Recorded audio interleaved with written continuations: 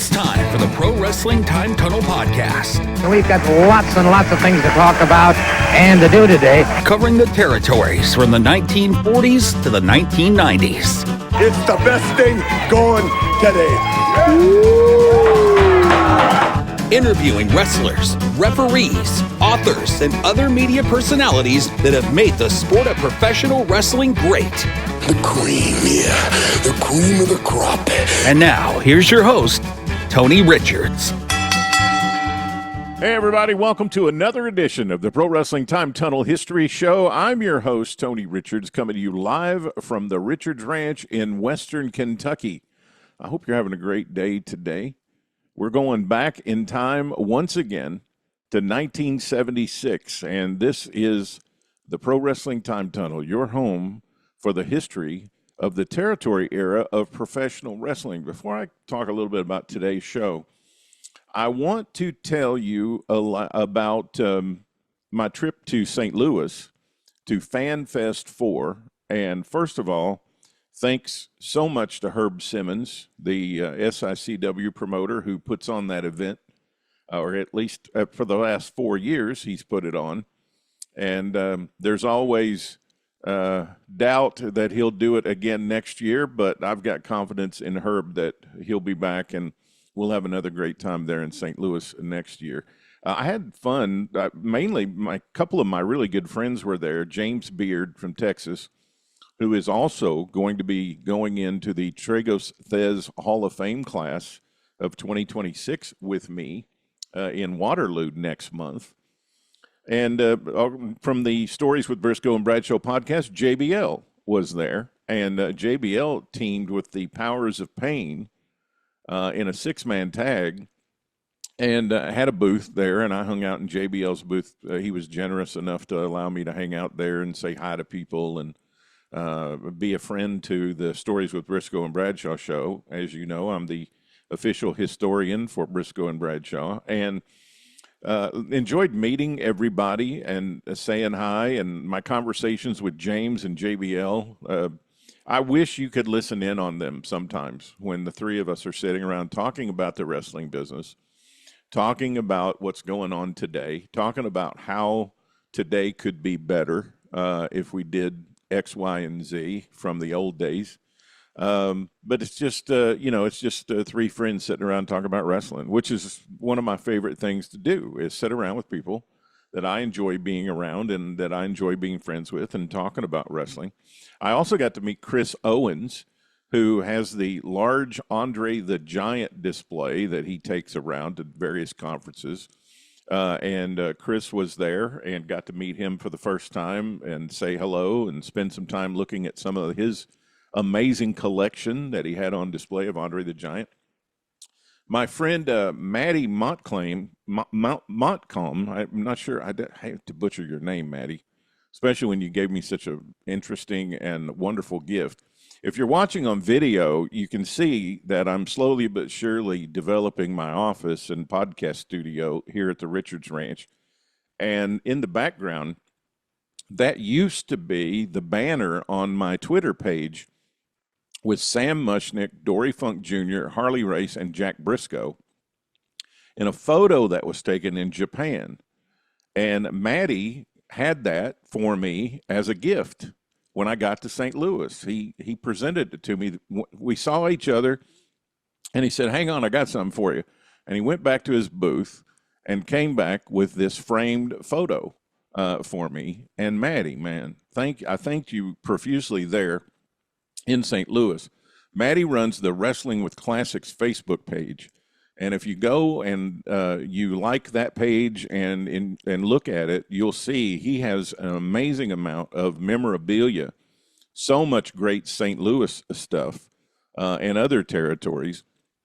And if you ever get a chance to see Wrestling with Classics and Maddie out, you should go to his booth because you're not going to be able to walk away without something.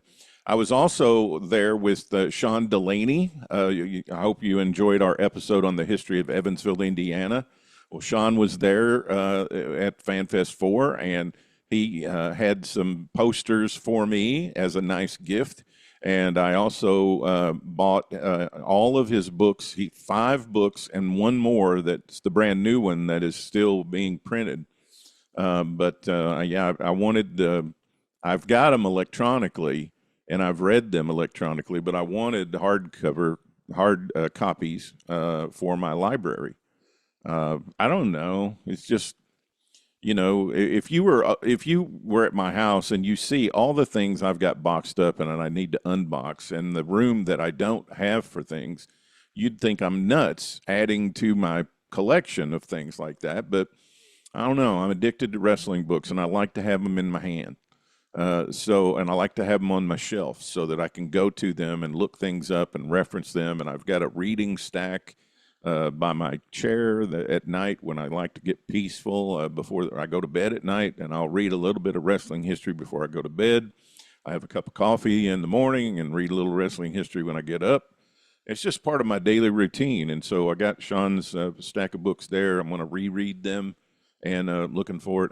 I got a special advance copy of the 71, 72, 73 book, and it might just be 71 and 72.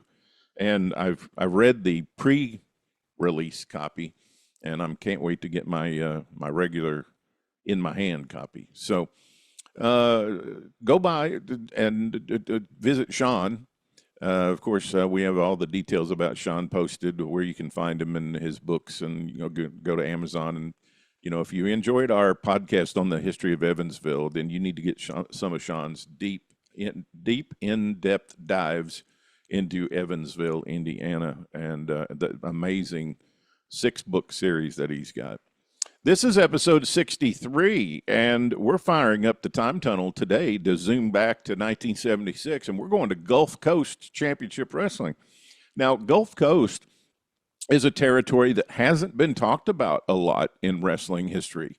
It's a cousin to the Tennessee territory, because Roy Welch owned the booking rights for Alabama. He bought those in 1953, and he sent his son down there in 1957, and he got the territory rolling. Buddy Fuller, who would later, he would do the same thing. He'd bring Buddy up to Memphis in Thanksgiving 1958, and 1959, 1960, and 1961, Memphis was the hottest town in wrestling, and it had been mediocre in the 50s, and it became a little bit mediocre after Buddy left in 61. But we go into a little bit of detail on Buddy and the start of the Gulf Coast territory today. But it is related to the Welch family of territories and the Welch family of wrestling. Eventually, Roy's nephew, Lee Fields, takes over and buys the territory from Buddy and Roy. And in 1976, the territory is dying, slowly but surely dying. And we go into that. We got an absolute legend in the studio with us today. He's the man with the deepest knowledge of the Gulf Coast territory anywhere on the planet, and that's Michael Norris. He's back for another deep dive, and some of the most listened to episodes we've had Michael on to talk about the Gulf Coast territory. If you love old school Southern wrestling, if you like blood feuds, if you like packed arenas on the Gulf Coast and the stars that made Lee Fields promotion a must-see promotion every single week, you're in the right place. And even though 76 is not one of their best years, we do go into, and I know a lot of people have been waiting for this, we do go into Lanny and Randy Poffo first forming a tag team with a manager of their father, Angelo Poffo, because we have a lot of Kentucky and Indiana listeners who were big ICW fans. And so I know you're waiting to hear us talk about the incident that happened between the Poffos and the British Bulldogs, John Foley and Ted Heath. And also Angelo and Eddie Sullivan, and we go into it, and we talk about it today on the show. Now, before we jump in the ring, I want to tell you that today's episode has just a couple of audio glitches in it. Michael and I tried to record one time before. He was having a horrible thunderstorm where he lives, and it affected the internet, and we couldn't get the show going because of the issues. So we tried again the next day, and we do have a couple of latency issues in the episode. There are a couple of audio glitches. We were into it, and Michael had already shared so much great stuff. I was sitting there thinking and doing the show with him and trying to think at the same time, do I call this show and start over on another recording session to try to get rid of the issues, or do I just go on and ride it out and hope it gets better? And it got better. So when you hear those issues at the beginning of the show, hang with us, because it does straighten out for the rest of the show. There are one or two little ones later on toward the end of the show, but for the most part, it straightens out, and we have a great sounding show. Michael is just so knowledgeable and was sharing so much great stuff. I didn't want to lose it, and I wanted you to hear it. So I suffered through a couple of the issues and wrote it out, and we rode through the storm. So one more thing. If you haven't already, please hit the subscribe button and ring the bell so you never miss a trip through the wrestling history and all the territories. Drop a like right now if you're excited that we're covering 1976 Gulf Coast, and let us know in the comments what your favorite Gulf Coast memory from the 70s might be, or maybe you're getting introduced to this territory for the first time. I read every comment, and I try to respond to every note and everything that anybody sends. So let's go now to the Richards Ranch, where my special guest is Michael Norris. We're going back to 1976 in Gulf Coast Championship Wrestling. Let's open the time tunnel and get rolling. Welcome, everybody, back to the Time Tunnel, and I'm so excited about today's show because, as you probably have guessed, I have a deep, deep interest in the wrestling Welch family, and grew up in the western part of their huge Tennessee territory, and I've learned so much about the Welches from the guy that I'm talking to today, who grew up down in Alabama with the southernmost part of the Welch influence in Mobile and Pensacola and Dothan. It was called the Gulf Coast Territory, and that's Michael Norris. Michael, welcome back. I'm so glad to see you again. Thank you. I'm glad to be back. I've learned so much. To be back. Yeah, so much from you. Well, I'm glad somebody's finally doing a deep dive and putting out knowledge on the Welch family, because it is long overdue. I mean, so many other families, get credit for being the greatest family in wrestling history, and this and this and this, but how many other families can name 27 members? That was 20 years ago. I counted up 27 members. It's probably been added to since then. They were actually actively involved in the wrestling business. Yeah, from promotion, wrestling, refereeing, everything, ownership. I know Ron Fuller told me his son wrestled one match just so they could say that was another generation that had wrestled, so. And Jimmy Golden's son was working at one time. I don't know if he still is. I mean, I don't know where there is to work anymore other than, parking lots and vents. Yeah, there's some promotions around now, here and there, and I just went to Dyersburg, Tennessee the other night. They have wrestling there every Saturday night. They run Ripley, Tennessee on Friday night. They run Dyersburg every Saturday night, and I really enjoyed it. I mean, you could tell there were some old school fans there, and so many people stopped me and said, "Oh, I knew Herb, and I knew this person, that person." And the mayor of Dyersburg came by and met me. He couldn't stay. He had something else he had to do that night, but he wanted me to come back to Dyersburg sometime because he knows where the farm was. He knows where the training barns were and all that. So I'm planning on going back to Dyersburg and spending the day and getting a tour. That'd be great if you could film that somehow and put it on your channel. Yeah, I'm going to try to do that. Would really be something. I'm gonna try to do as much of that as possible. Of course, the guy down there who runs Dyersburg, his building is named the Herb Welch Wrestleplex, and That's perfect. they named it in honor of Herb. And so many people down there. When I did the Briscoe and Bradshaw series, I heard from so many guys who are promoting wrestling in Southeast Missouri and Western Tennessee, and they're like, "Yeah, we have wrestling down here in Union City. Thank you for mentioning our town." And just so many of those old Tennessee territory towns, you know. Yeah. But Yeah, tonight, I'm sure that. go ahead, Mike. Go ahead. Oh, I was just going to say tonight we're going to talk about I Gulf was going to Coast. say, Yeah. Yep, that we are.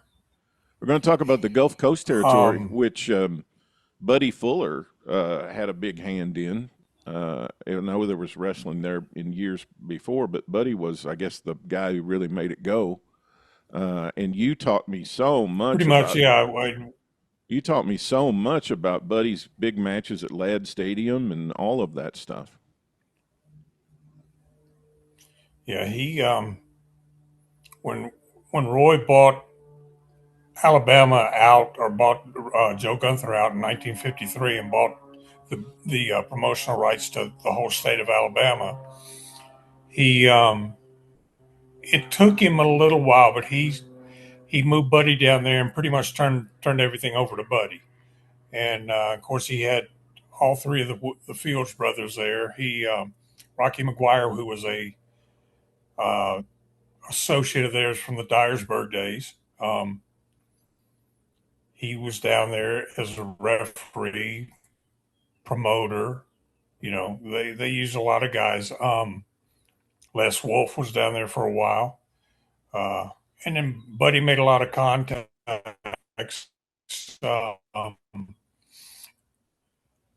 Buddy was a very smart business. Never had the pleasure of meeting him, but from what I've heard from others about him, he must have had an outstanding personality, because like Dory Funk Sr. and Eddie Graham in Florida, he made so many contacts outside of the actual wrestling business. Like, for an example, a gentleman by the name of Eddie Pericola was the promoter of record for Pensacola and Panama City. Well, Eddie Pericola was actually Frank Pericola, who was the editor of the Panama City newspaper. So you can imagine the kind of write-ups wrestling got in Panama City. Yeah, yeah. So, and that's the type of contacts he made. I always heard too. It's something I heard about Funk Senior, and it's something I heard about Eddie Graham. But I also heard it about Buddy Fuller, that he would get the wrestlers so excited about the finish that they didn't really care about winning or losing. He just made it. The way he laid out the match got them going. You know, got them excited. I'm sure, yeah. That his run there from 54 to 59, when he sold out to Lee Fields, was just spectacular. I mean, in the summer times, they only ran Ladd Stadium a handful of times, like 6 times in the whole, from the mid to end of the 50s. But during the summertime, when the weather permitted, they ran Hartwell Field, which was a minor league baseball stadium, which sadly is no longer there. Was the home to the Mobile Bears, which was a minor league team associated with the New York Yankees at that time. And one of the players that passed through and played for the Mobile Bears at one time was a gentleman by the name of Chuck Connors, if you've ever heard of him. I have. Yep, he played for the Mobile Bears. But yeah, that they tore Hartwell Field down in the late 60s, and it is now a big grass field where the police keep their horses, and they have garages on there where they do the repairs for the city vehicles. That whole late 1950s run was just a lot of stars coming to alignment at the same time because Buddy was Yeah, absolutely. Buddy was he was the licensed promoter, and then he would come out and get into the ring to do a match every now and then. But mainly Right. he was the promoter. But the Fargos had come to Nashville and they had their big run in the late '50s, and they came down to the Gulf Coast and did great Yeah, business. they were down there a lot. Yeah, the Corsicas, Corsica Gene, Corsica Joe, and of course Don and Bobby Fields. They were in Tennessee when they weren't in the Mobile area. They spent a lot of time in Tennessee, and those three teams seemed to trade the world tag team title and then of course we got the Greens, uh, the Grant brothers, and a whole lot of brother teams came down and came through there. They were all based in Goulas Welch because Buddy built his own stars, but a lot of them he would still trade talent with his dad, and there are a lot of guys that would work up there would work in Mobile. But I mean, when Buddy took over, Mario Galento, Eduardo Perez, the original Great Malenko, which was a guy out of Buffalo, New York, named Frank Fozo.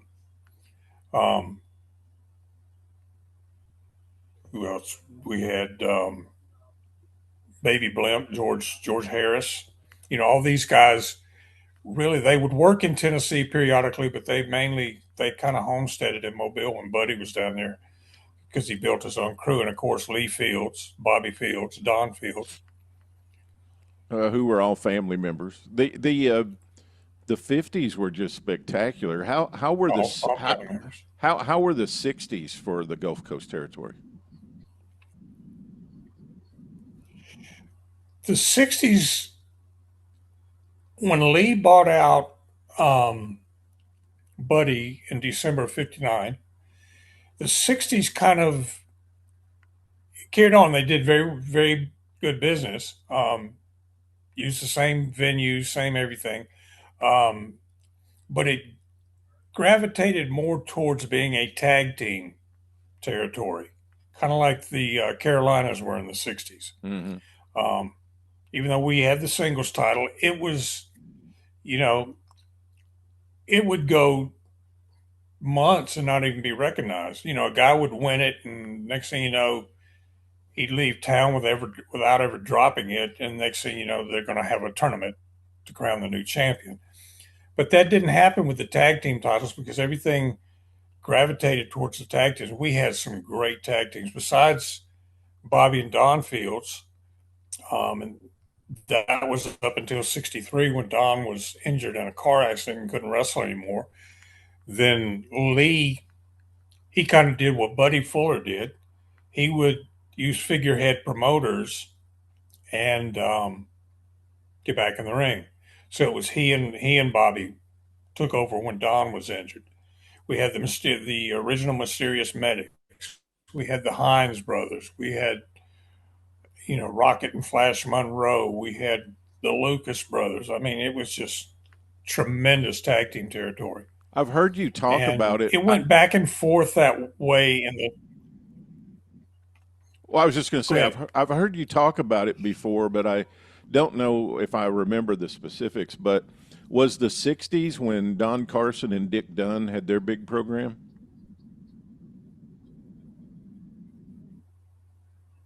It started that way. Carson didn't come in until '65 or '66.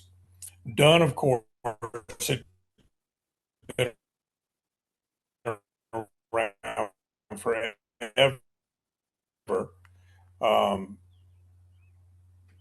But probably feud over on the Dothan end, and then they'd be tag team partners in Mobile. And I know I've mentioned this before, but those that may be listening to this that may not remember, the Gulf Coast territory was basically three territories in one. it was split between the Dothan, Panama City end, um, the Mobile, Pensacola end, and then they had Mississippi.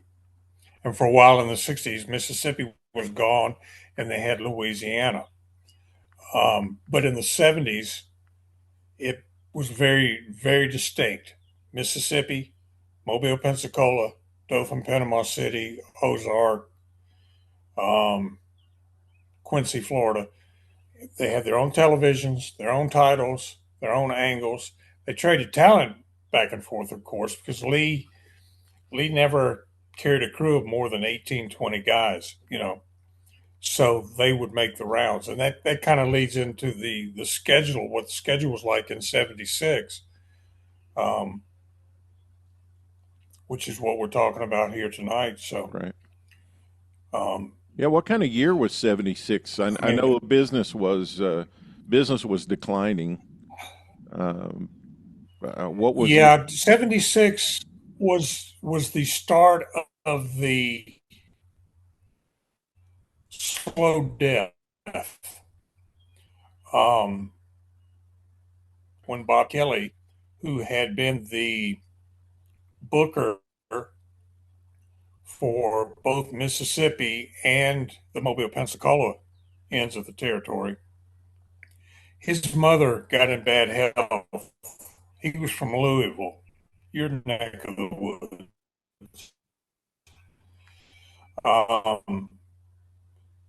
His mother was in bad health, so he sent Louisville to take care of her. And he split his time working for Bruiser and for, at that point, it was just Nick Goulas. So he would work for both promotions. But so that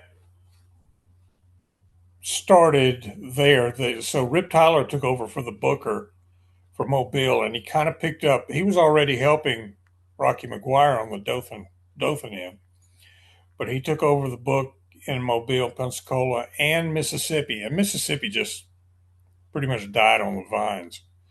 I mean, it's just they were still running, but they had lost. They had gone from 4 cities a week to 3 because one of the towns, Laurel, the building that they ran in, the Laurel Civic Center, burned it by fire in 1975. So they just dropped Laurel totally. They still ran in Meridian and Gulfport and in Hattiesburg. But, I mean, most of the guys by that time in 76, most of the boys lived in Pensacola. Meridian ran on Friday nights, which was also Dothan. Dothan was the second biggest city they had besides Mobile.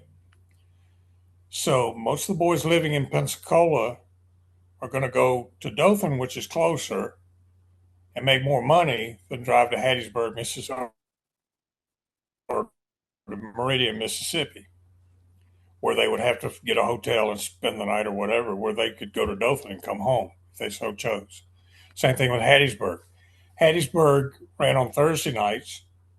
Gulfport ran on Monday nights. Well, Rocky would rotate during the year. He would run Panama City sometimes on Monday nights for part of the year and sometimes on Thursday nights part of the year. Again, Panama City is a whole lot closer to Pensacola than Hattiesburg or Gulfport. Plus, they're going to make more money. So most of the boys want to go there. So they got a lot of guys that, were either working part-time or working, in Louisiana or something that would come up there and fill in the Mississippi card. So with Kelly gone and not taking care of it, Mississippi was a skeleton compared to what it was. It pick up in 76. Well, actually in the summer of 75, when Bill Golden went out of business, his Tri-States promotion closed down. Lee picked up Selma and Montgomery. Montgomery during March and April, but they ran Selma from the beginning of the year through August. So that added 2 more towns. And I So thought you had Pensacola. Go, well, I kind of thought go ahead. well, I kind of thought that you had told me in another conversation, not one we recorded, but Lee was sort of finishing up with the wrestling business, just as far as being interested, right? Yeah, I mean, he bought the Mobile International Speedway. Lee was always big into racing, and I think Buddy Fuller started in that because Buddy was always big into racing. But Lee bought the Mobile International Speedway in 1972, and by that time he had Kelly pretty much ensconced as his booker. And Kelly was, as far as Mobile, Pensacola, and Rocky was a longtime booker on the other end. So he had 2 guys that he could pretty much, you know, the business was on autopilot as long as he had those 2 guys. Yeah. And so he got interested more in the racetrack, and he was dealing with the racetrack and spent all his focus was on that and building it. When Kelly left, you know, he had to focus a little bit more back on the wrestling business. Um, Bobby and his 2 brothers, Bobby and Don, kind of took care of Mississippi because his dad, Speedy Hatfield, had the promoter's license in Mississippi, even though Kelly did the day-to-day work when he had it. So, But so when Lee picked up Selma and Montgomery after Golden went out, was that more the other boys saying, "Hey, we need these other 2 towns," or was Lee really interested in trying to keep the business growing? I don't know what the deal was. I don't know if he did that Because as a favor I know that to Montgomery and some of the guys. I know that Montgomery and Selma bounce back and forth between Goulas, Welch, and Nashville, and then the Fields office. I mean, I know they traded that up from time to time. So I wasn't sure if Lee was. Yeah, when Golden had it, Golden drew all of his talent either from the Nashville office or Mobile. But there was a lot of guys that homesteaded there in Montgomery. Jack Donovan was one of them. He lived there in Montgomery, and I think he may have been booking. I never talked to Jack about it before he passed away, but he may have been booking Selma and Montgomery for Lee. And I don't know if he was promoting in Montgomery or not, but I know Buddy Wayne was running Selma he was the promoter, kind of taking care of the town. Yeah, he did that. Dennis Hall had it for a while. Yeah. After Lee went out of business, Joe Turner ran shows in Selma and Montgomery for a while. Montgomery was just that whole central Alabama was pretty much wide open until Fuller bought out the Goulas portion of Alabama in 1979. Well, we got some interesting things that happened in 1976. I've got a couple things I'm really interested to hear your take on. So let's get into it. So, first part of 1976, what's going on? Well, like I said, Kelly was gone. Rip Tyler was booking across. But in the second week of January, the first nail in the coffin got hammered in. They lost television for the Mobile, Pensacola area. When I don't know what happened as far as why WEAR dropped them, which was Channel 3 in Pensacola, which they had been where they filmed or did a tape show every Saturday morning at 10 o'clock from 1970 until the first week of January 1976. Now, Kelly told me that at one point, Rocky McGuire had gone to the management of Channel 3 in Pensacola and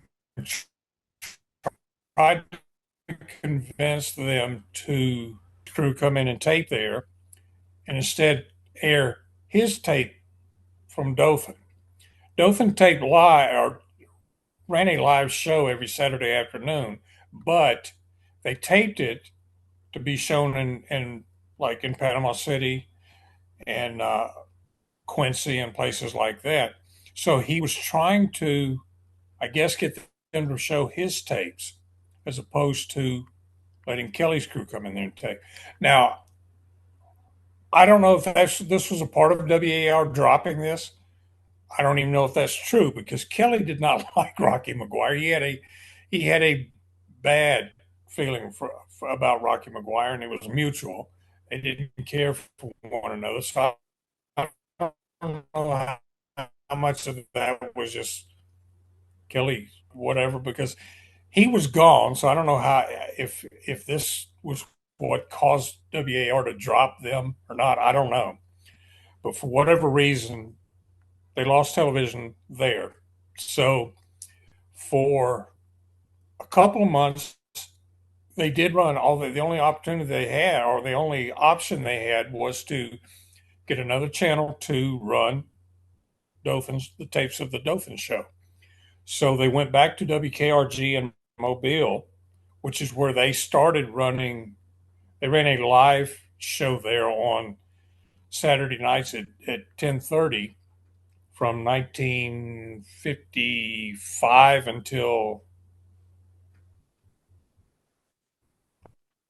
1967. A prior relationship with WKRG, so I guess Lee approached them and they agreed to do it, but they didn't have a permanent time slot. They were advertised as just after the late night movie. Mm. And for those of us that grew up in the 60s and 70s and actually watched late night movies, it's kind of like watching a show on Tubi nowadays, where a movie that may be an hour and 18 minutes long, it take you 3 hours to watch it for all the commercials. Yeah. So there was never a set time for when wrestling would come on. So they lost their audience. Hmm. Plus, they were showing a tape, building up angles that were already a week old by the time they saw it. So that carried on until Lee convinced Kelly to come back. So, and then when Kelly came back, he moved back to Mobile, took over the book again in Mississippi, Mobile, and Pensacola, like he had before.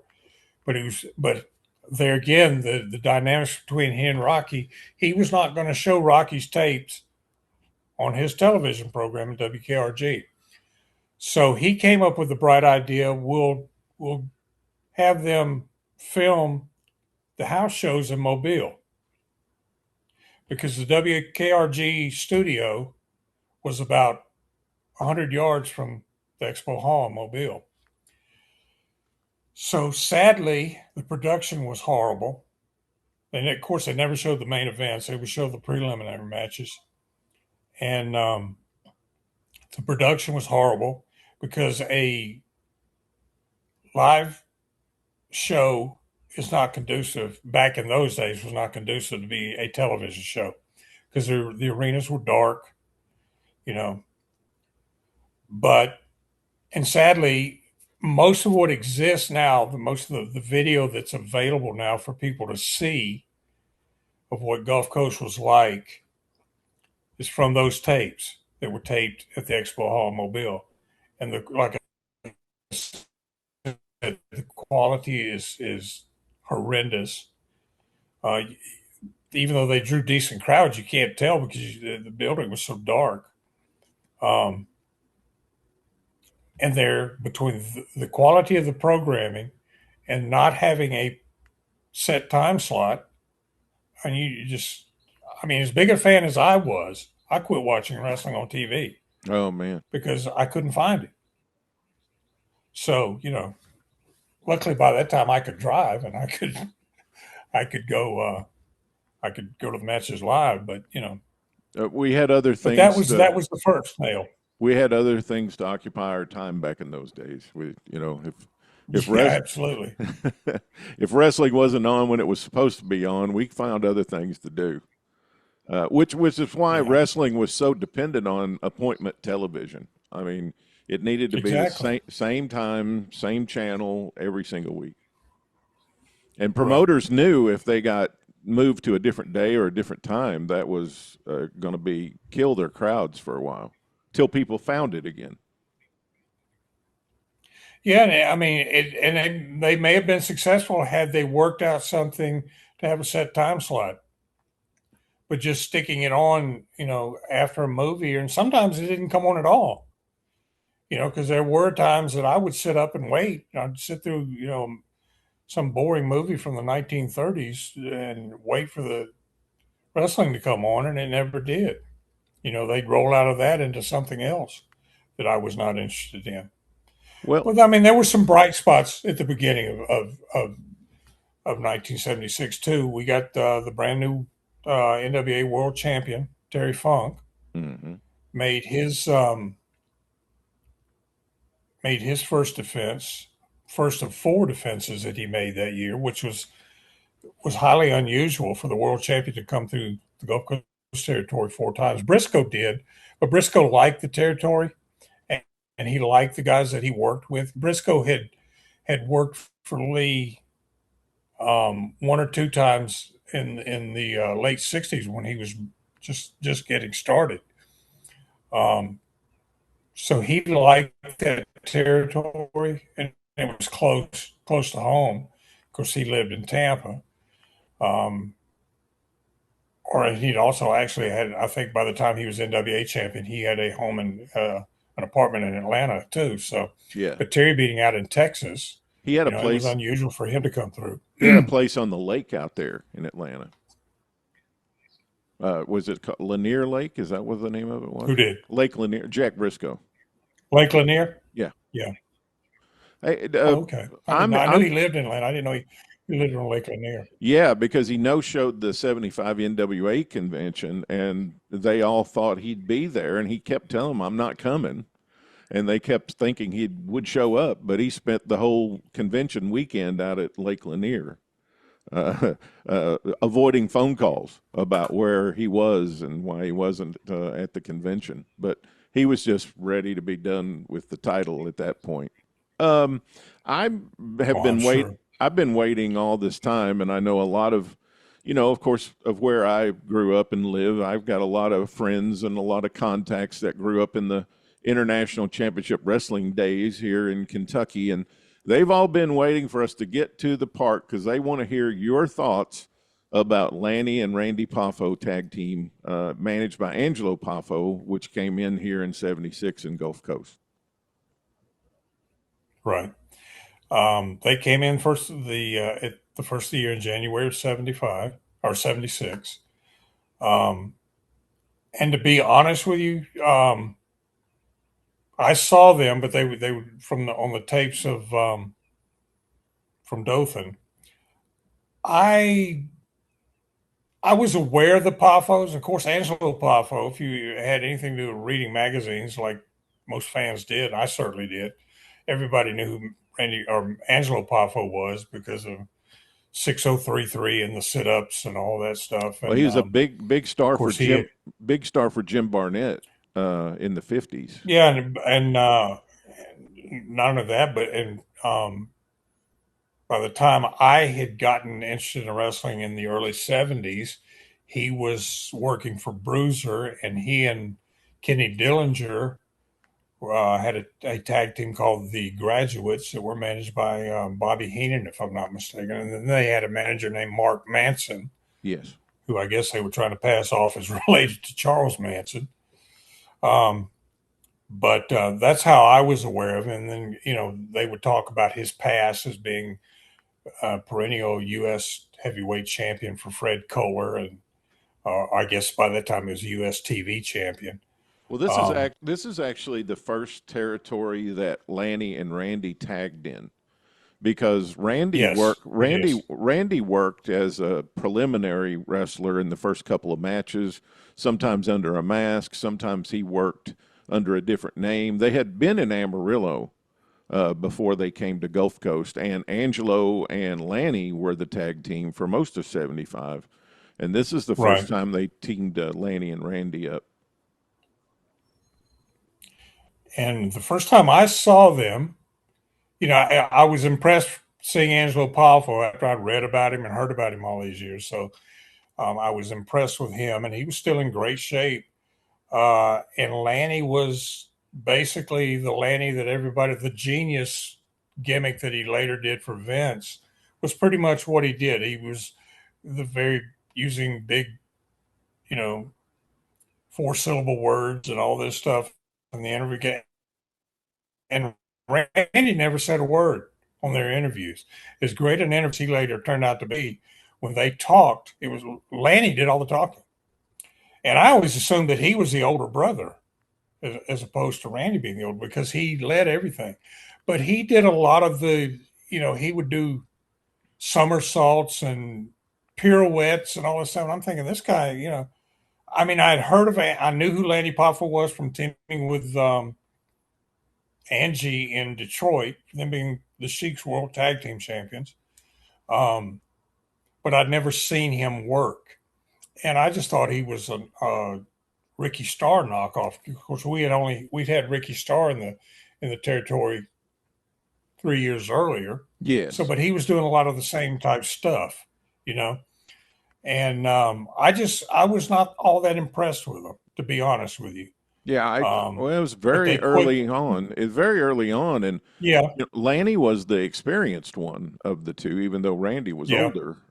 Randy just actually in '75, I believe it was '75. Randy had been up to the WWF and done jobs on television, and he'd worked for the Sheik under a hood, and he'd worked for Phil Golden in Paducah under a hood. He worked for Ann Gunkel. Yeah. When the Poffos, all three of the Poffos worked for Ann Gunkel. And that was and worked under a hood as a spider.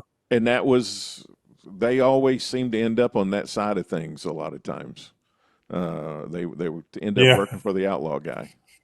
Well, I talked to Bobby Simmons today, today was his birthday, so I called him to wish him a happy birthday. And I told him we were going to do this taping tonight, and we were talking about the Poffos, and we were talking about what you and I are going to talk about, their little scrum with the British Bulldogs.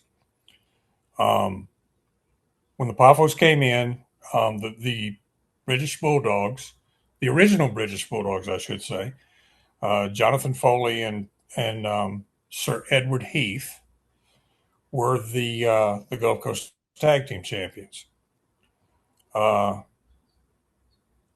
And they dropped the belts to the Poffos on January 20th. The Poffos had been in 1 week. They dropped the belts to them. So, for whatever reason,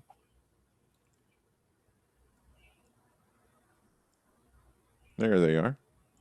Oh, okay, there you are. There you are. Okay. For whatever reason, they had a match in Mobile on, that's them right there.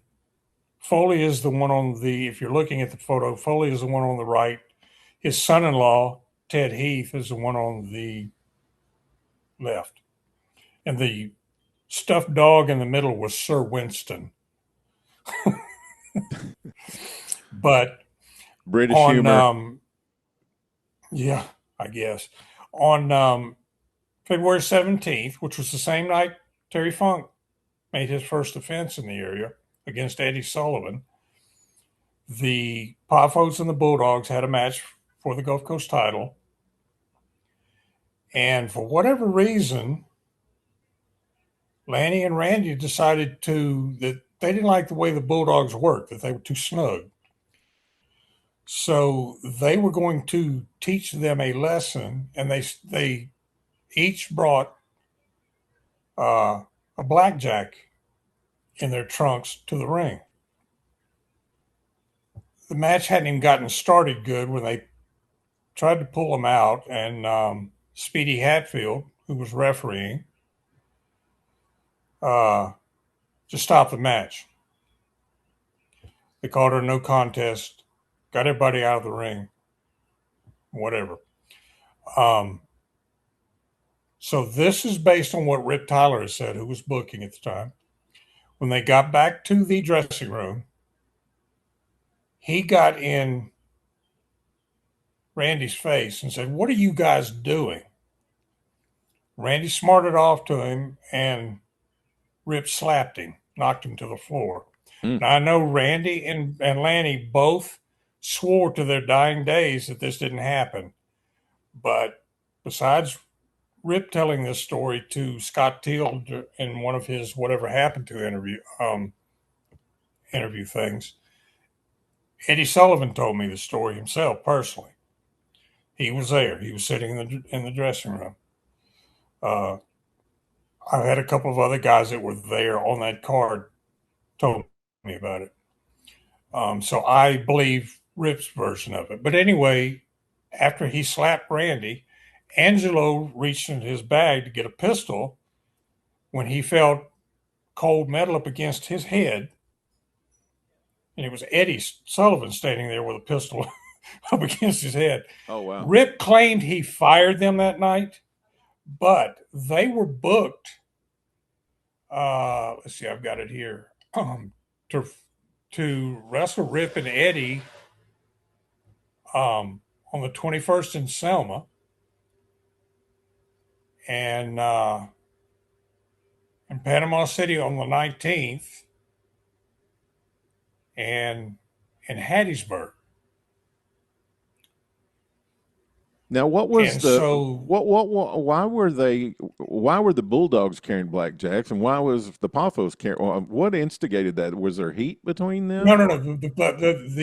Well, that's what I don't know, and it's what Bobby and I were talking about. The Poffos were the only ones with the blackjacks. Okay. Well, the Bulldogs didn't need any blackjacks. The Bulldogs didn't have and that's what my thing was. Why in the world? Speedy probably saved their lives that night, because John Foley was no one to mess with. If you look at John Foley, he had been trained in Wigan, in England, and the Snake Pit, right? well, not only was he trained in Wigan, he was a trainer in Wigan. Oh, wow. You know who one of his students was? Who? Carl Gotch. Oh, my gosh. Yes. So, but to look at Foley, there again on the right in that picture, you'd think he was a barfly. In fact, something that kind of ties into this now again, all three of the Poffos and John Foley all worked for Gunkel during the split. So I don't know if something happened there between Angie and Foley or what the deal was. But to give you an example of Foley, besides wrestling for Ann Gunkel, Dick Steinborn also promoted for her. One of his towns was Americus, Georgia. Mm-hmm. And they had this fan that came every week, and he would stand up, I can whoop every wrestler in this building. I can do this. I can do it. Every week, it was the same thing over and over again. So Steinborn finally got tired of him. And before the matches one night, he had all the boys come out of the dressing room, get in the ring, and told that guy, pick one. I'm going to let you wrestle one of these guys. And if you beat him, fine. If you don't, I don't want to ever hear you again. So Foley is purposefully trying to hide. He's ducking behind people, and he's like, all this. And Foley was not a big guy. He was, maybe 5'9", 5'10", maybe 220, 225 maybe. Pasty white skin, spindly legs, skinny arms. Like I said, he looked like a barfly. So naturally, he was over-exaggerating, trying to hide. So the guy says, I'll take him. Oh, no. Everybody else left the ring. Foley's standing there The guy's standing there. They ring the bell. Within 30 seconds, the guy's in tears. Hmm. I don't know if he ever came back to the matches, but that's how dangerous he was. And Bobby told me one time he asked Foley about training Gotch, and he said, "Yeah, I trained him in Wigan." And for those of you that aren't familiar with Wigan, Wigan was a school in England where people like Jeff Ports, Billy Robinson, Carl Gotch, Johnny Eagles, John Foley, Ted Heath, all these guys came out of this school. And it's the nickname of the school was the Snake Pit. It was because that's started. how dangerous I everybody think it was was. started by Billy Riley, maybe. Billy Riley, who was, if I'm not mistaken, Billy Robinson's uncle. Yes. Um, Well, Johnny Eagles, you mentioned him. I've always heard he was a bad dude to mess with too. yes, he was. I'll tell you a story about him and the Iron Sheik that Jerry Oates told me. Okay. But anyway, Bobby asked John about training Carl, and he said, "Yeah, I trained Carl." And Bobby said, "Not to insult you or anything, but if it came down to a shoot in the gym, which one of you would win?" And Foley said, "A good teacher never teaches his students everything." Yeah. Wow. And Bobby said he left it at that. And so, but that's how dangerous he was. So Speedy probably saved their lives that night. But Bobby and I were talking about it, and I said, I don't understand knowing that these guys knew Foley, knew his reputation, and Ted Heath was he was John's son-in-law, and Right. he was trained out of Wigan too. So he was no slouch. And Bobby said, Angelo probably instigated all of it because he was nuts. He was just absolutely nuts. So, but anyway, I don't know. I can't tell whether or not they ever showed up at these other bookings or whether they just gave the belts back to the Bulldogs because they were scheduled to face them in Hattiesburg. And they may have just said, the Poffos aren't here, we're giving the belts back. But whatever the reason was, they were gone. They were only in the territory maybe 6 weeks. Yeah, I don't know why they always seem to have a chip on their shoulder, but they seem to. I mean, they filed suit against everybody and their brother in the early 80s, claiming antitrust and everything else. And, Randy finally got very, really humble and, when they couldn't make it anymore, asked Jerry Jarrett for a job, which Jerry was a businessman before anything else, and welcomed him in, and they had that great series with Lawler, which led to Randy going to the WWF. But, I mean, outside of working for themselves and the Sheik, they didn't leave a lot of good feelings when they left places. No, not at all. I'm interested in, just because there's not a lot out there on Foley and Heath. I've always been really interested in them. As a matter of fact, I wrote a story about them, and I got all this feedback on the internet. I didn't know there was a British Bulldogs before the WWF guys, and I'm like, yeah, these two dudes they were bad guys. Yeah, well, Foley, towards the end of his career, of course, was working for Stu in Calgary as a manager, and Davey and Dynamite were both out there, so I would imagine he probably suggested the name. Yeah, he started managing Dynamite first. He was his manager as a single, and I'm sure that's where obviously it had to be where the name came from. Yeah, interesting stuff. Yeah, they were quite a duo. Quite a duo.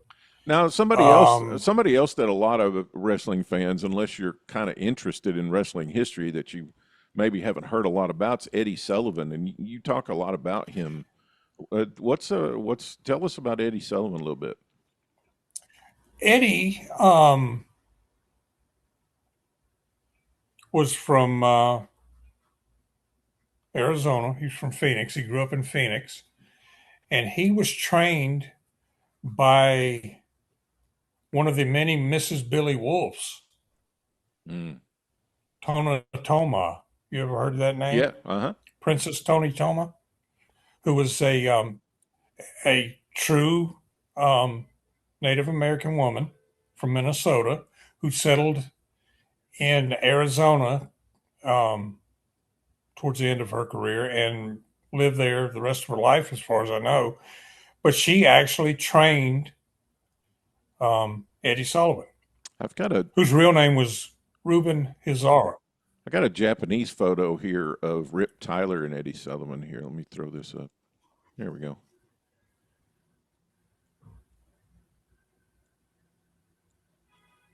Go ahead, Michael. I'm not seeing it, so I'm not sure what the photo is. Oh, it's from a Japanese magazine. I don't know why you're not seeing it. Are they holding belts in the air? No, they're not. They're just kind of standing offset of each other. Oh, okay. Yeah, there you go. Yeah, that's the tour in 70. When would that have been? 76. Towards the end of 76, they went over for the IWE over there and won the IWA World Championship. They won that tournament.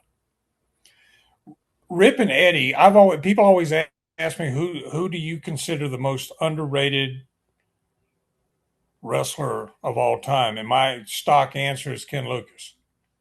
Most underrated, most overlooked, not talked about. The tag team division of that question are these two right here, Eddie Sullivan and Rip Tyler. They first teamed in 1971 in Mobile, and they were together off and on all across the country for 15 years. But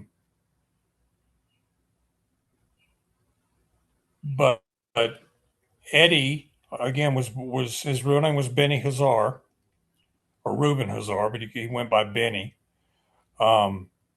Broke in Arizona in 63, 64. Was best friends with Ken Lucas. The two of them knew each other from out in Arizona. Ken was also from Mesa, which is a subdivision of Phoenix. They even, in all the heated, bloody battles the two of them had in the Gulf Coast territory, what most people didn't know is they owned property together on Pensacola Beach and shared a trailer. It's kind of like a timeshare thing. Ken would stay in it for a while, and then sometimes Eddie would stay in it for a while. But Eddie first came to the Mobile territory in 1968. And there was a lot of Latin guys already working the territory at the time. So Rocky McGuire said, "We got too damn many Mexicans here already. I'm going to change your name." He gave him the name Eddie Sullivan. Oh, man. But that had a precedent. In 1959, a guy came through the territory, a Spanish guy, who would later became fairly well known under the name Tito Montez. But there again, Rocky McGuire said, "We're going to call you Eddie Sullivan." So he worked as Eddie Sullivan. And the funny thing was, when Dean Silverstone was having his get-togethers in Seattle in the early 2000s, Benny Hazar and I can't remember what Tito's real name was. It was something like, his name was Eduardo Montemoyer or something like that. But the two of them had their picture made, said Eddie Sullivan meet Eddie Sullivan. Oh, wow. But and they both of them spent a lot of time in Seattle, and were big stars out there. But so as Eddie Sullivan, he started in Mobile as a babyface. He turned heel in 1970, and he had the neatest gimmick, which was when I first got into watching wrestling. He had the neatest gimmick. He would come to the ring carrying a mask and then put the mask on. because he said he was too pretty to let all the people watch him wrestle barefaced. Wow. Well, what most people don't, which I didn't find out until years later. In 1968, he and Frank Morrell were the Mighty Yankees for Gulas. And So didn't Eddie Sullivan, wasn't he one of the Blue Yankees or one of the Yankees at one point? No, No? he was never a Yankee. Oh, He was one of the Mighty Yankees. Mighty Yankees. Okay, there we go. Yeah, Yeah, well, for Gulas. yeah. Well, he teamed with And then he worked. Curtis Smith. No, he didn't team with Curtis Smith. No, it was he and Frank Morrell were the only two. All right. The Mighty Yankees.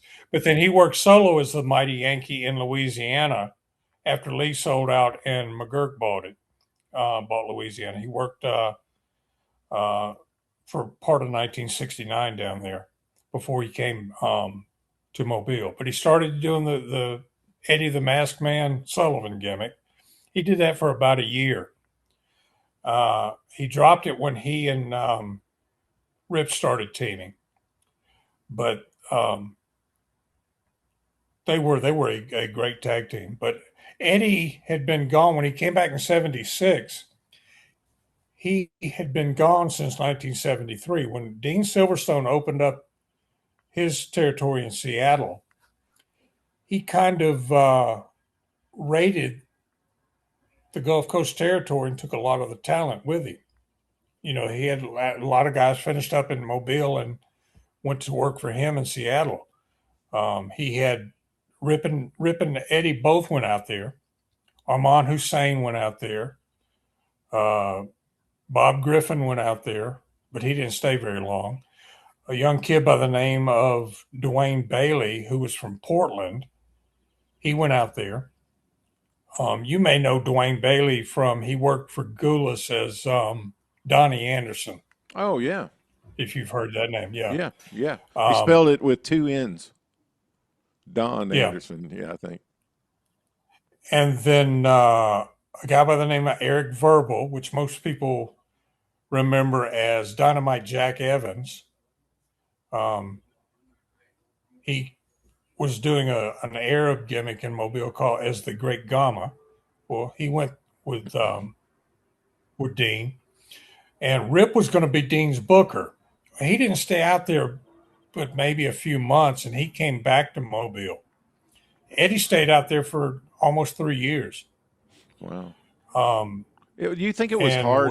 Was it hard for guys to go from Mobile to other territories because it was such a perfect territory? Like you were making short trips and weather was perfect. And I mean, it was just hard to not miss it, right? Yeah, which is something else that we'll get into when we talk about when Ken Lucas left. But Eddie was just, you know, I was lucky enough to get to work with Eddie later on in my career and get to know him a little bit. What a sweetheart of a guy. And he and Rip were so opposite. Rip was he had a very forceful personality. He was a good, nice guy and everything, but he was all business. Eddie was so quiet and unassuming until he got in front of a TV. Mm. When he got on TV, I wish there were more of his promos where people could see him.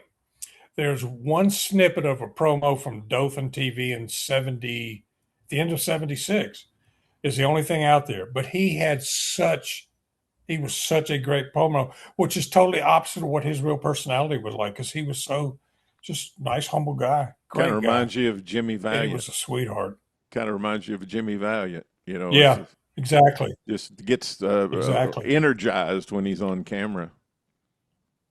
So the Poffos. But Eddie had just come back to the area. Go ahead. Well, I was just going to say, so the Poffos. Eddie had just come back to the area. The Poffos win the titles from the Bulldogs, and then the titles end up on Rip and Eddie. Right at the first of the, so after the Poffos they ended up on the Bulldogs.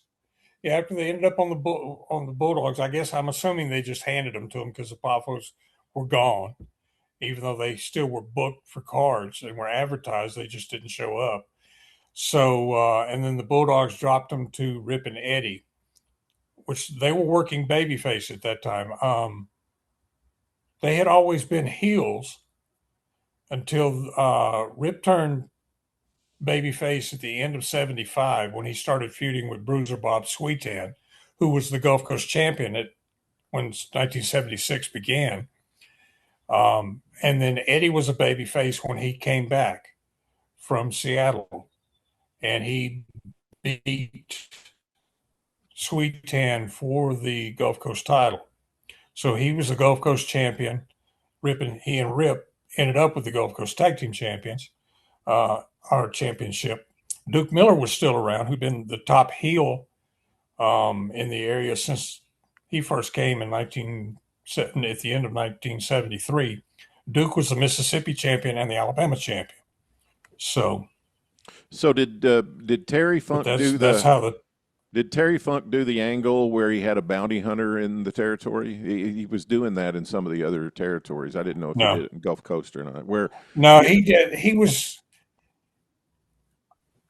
never. He came in and, like I said, he worked. He did 4 title matches there in the Gulf Coast area. He wrestled Eddie in Mobile in February. On February 17th, and then February 20th, he was in Dothan and faced Jack Briscoe. Yeah. So, when Dory Jr. had the title, Terry was kind of the policeman. You had to go through Terry to get Dory. Right. Well, when Terry won the title, he did this deal where he used a Missouri Mauler in Florida, and I can't remember who he used in Dallas, and he used somebody in Oklahoma where he hired a bounty hunter to keep the top contender from getting a title shot. And I didn't know if they ever did that in Gulf Coast or not. They did that angle, but they did it with Ken Mantell and Ken Lucas in 1974 when Mantell was the junior champion. That was a neat thing how that worked. But no, they didn't do that. But Eddie was the only one of the locals that Terry faced, even though he'd made 4 defenses in the area. He faced Briscoe in a rematch for the title in Dothan. And then his next 2 defenses were also in Dothan on October 28th. And I take it back. And on October 28th in Dothan, he wrestled Dusty Rhodes. Mm. So something was going on there with Rocky McGuire. Rocky always had a close relationship with Fred Ward. And so we would get a lot of Georgia guys, but only work in Dothan. Hmm. They wouldn't work Mobile or, Kelly's ends. They would only work for Rocky. And something was going on in 76 because Dusty came in 3 times and worked for Rocky. And Dusty was 76, Dusty Rhodes was the hottest thing in wrestling at that time. Yeah, and he was doing a lot of Georgia. He was doing a lot of Georgia in '76 too, because he won the Georgia title for the first time in '76, beating the Spoiler. It was a really short run, but they were starting to use Dusty more and more in Georgia than they had before. But before his match with Terry, I guess just to get people familiar with him, besides being known in magazines. Yeah, that was the program. The few that could watch. That was the program that was going on in Florida at that time too. Was Dusty and Terry for the title? So I don't know if they were right. But they brought him in. He came in and wrestled the intern in Dothan, which the intern was Jim Starr with Ken Ramey. He came back and worked a 6-man tag team match with teamed with Rip and Eddie to wrestle the intern and the challengers, which was Mike McManus and Curtis Smith. And that was all prior to him getting the match with Terry in Dothan.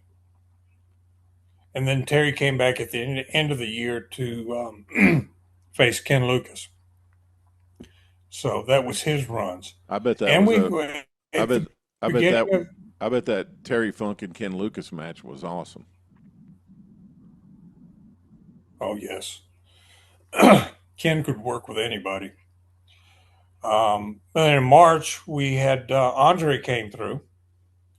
He only worked 3 towns, though. He worked Mobile, Montgomery, and Dothan. And he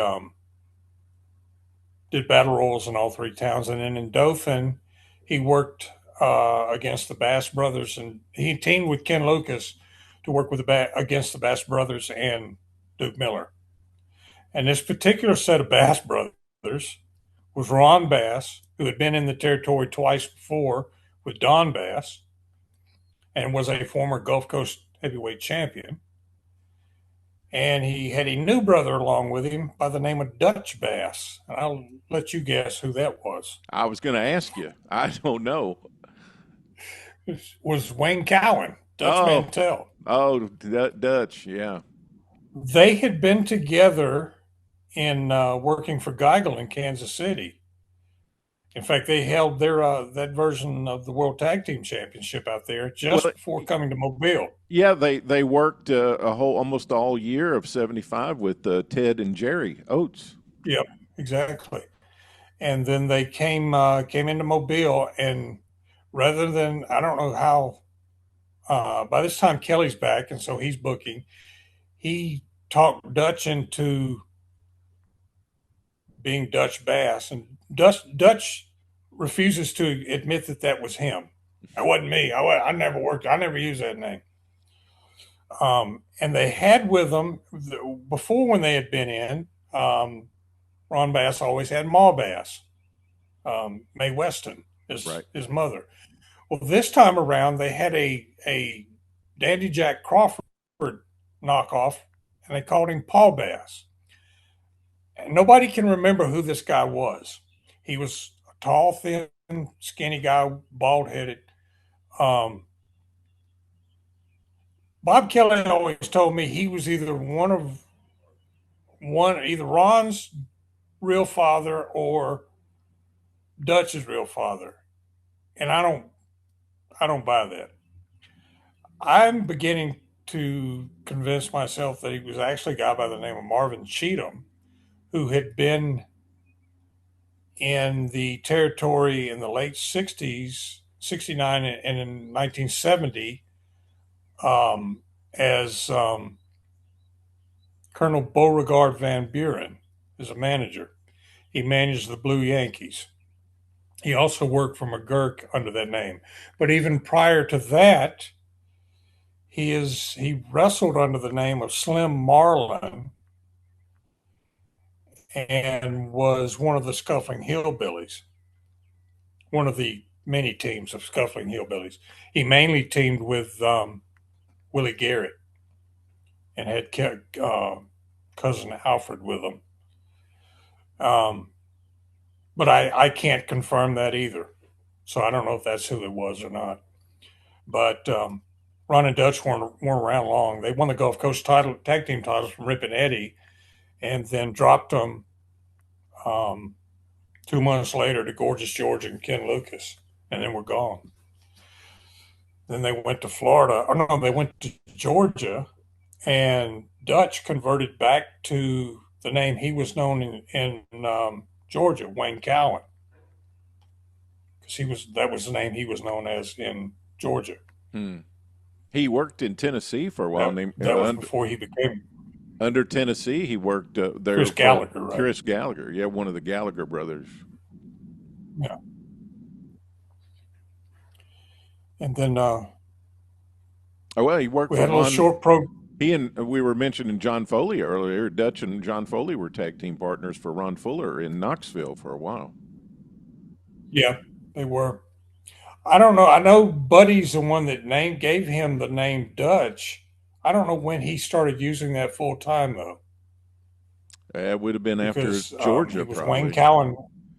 Because in '77 he went up to work so. he went up to work for Nick Goulas in '77, and he had a feud with Randy Savage. So he must have been right after Georgia, maybe. Well, he was Dutch Mantell in Kansas City. Yeah, he was. They were Ron Bass and Dutch Mantell. So that was '75. Yeah. So I don't know when he got the name and when he started using it full time. Well, but he was Dutch Mantel in Florida I think the first time he used it was for Ron for Fuller a when while. he and Foley were partners. I think that was the first time he used the Dutch Mantel. That So was it's in probably what 74, 75, 74. Yeah, early they had a 75. program with Les Thatcher and some Yeah. Nelson Royal. Les Thatcher and Nelson Royal against Okay. Foley and Mantel. Yeah. And I would love to see Nelson Roll and John Foley hook up, Would be because a lot of people don't realize it, but Nelly was a shooter. He had an amateur background. He could go. Even I, in his old age, when he was still working as the junior heavyweight champion, he oh, could go. oh, I saw Nelson Royal there in 1986, and he was still laying them in. But we also had a short program. Steinborn came in. Dick Steinborn came in, and he came in billed as the Mid-Atlantic heavyweight champion. Of course, his Mid-Atlantic, or not Mid-Atlantic, Mid-America heavyweight champion. His Mid-America title had nothing to do with the Gulas Mid-America title. In fact, the belt he was using was the old Georgia Junior heavyweight belt that they used for Ann Gunkel. Mm. But he came in and had a 3-match program with Lucas, where Lucas took the belt off of him, and they never really resolved that. They the third match that they had, not to get the second match they had, where Lucas won the belt. No,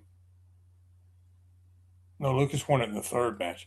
The second match they had, Steinborn was supposed to bring in his own referee. He didn't like the local referees, so he was supposed to bring in his own referee, and he didn't bring anyone in. So Eddie Sullivan, who remember was still a babyface at this point, volunteered to referee. So they said, "Okay, you can referee," but before the match started, he jumped Lucas, beat Lucas up. Finally got a regular referee out of there, got Eddie out of the ring. Eddie stayed at ringside, kind of second Steinborn. Lucas got Steinborn in the sleeper hold while Steinborn was in the ropes. And they stopped the match, called it no contest. Eddie jumped back in the ring, jumped back on Lucas, and that started a long program with them.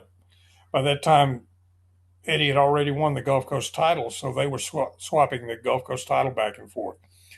But Lucas and Steinborn had a third match where Lucas won the belt. Steinborn came back in. They had another no decision, and it was never mentioned again. The belt went away. Steinborn went away. So that's just kind of typical of how Rip's booking was. Rip was scattershot with his booking. And then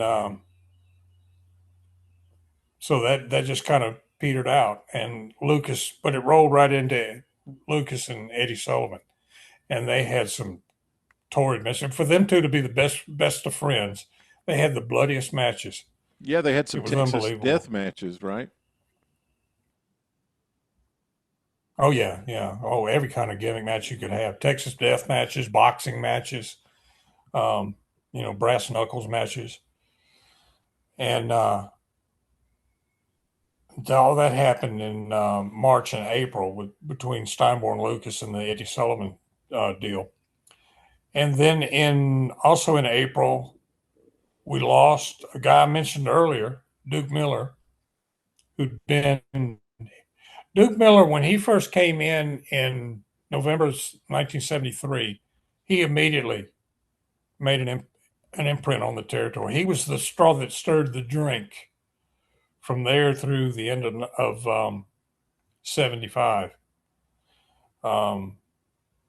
I think he held the Gulf Coast title like 5 times back and forth. At one time, he held it for over a year, solid.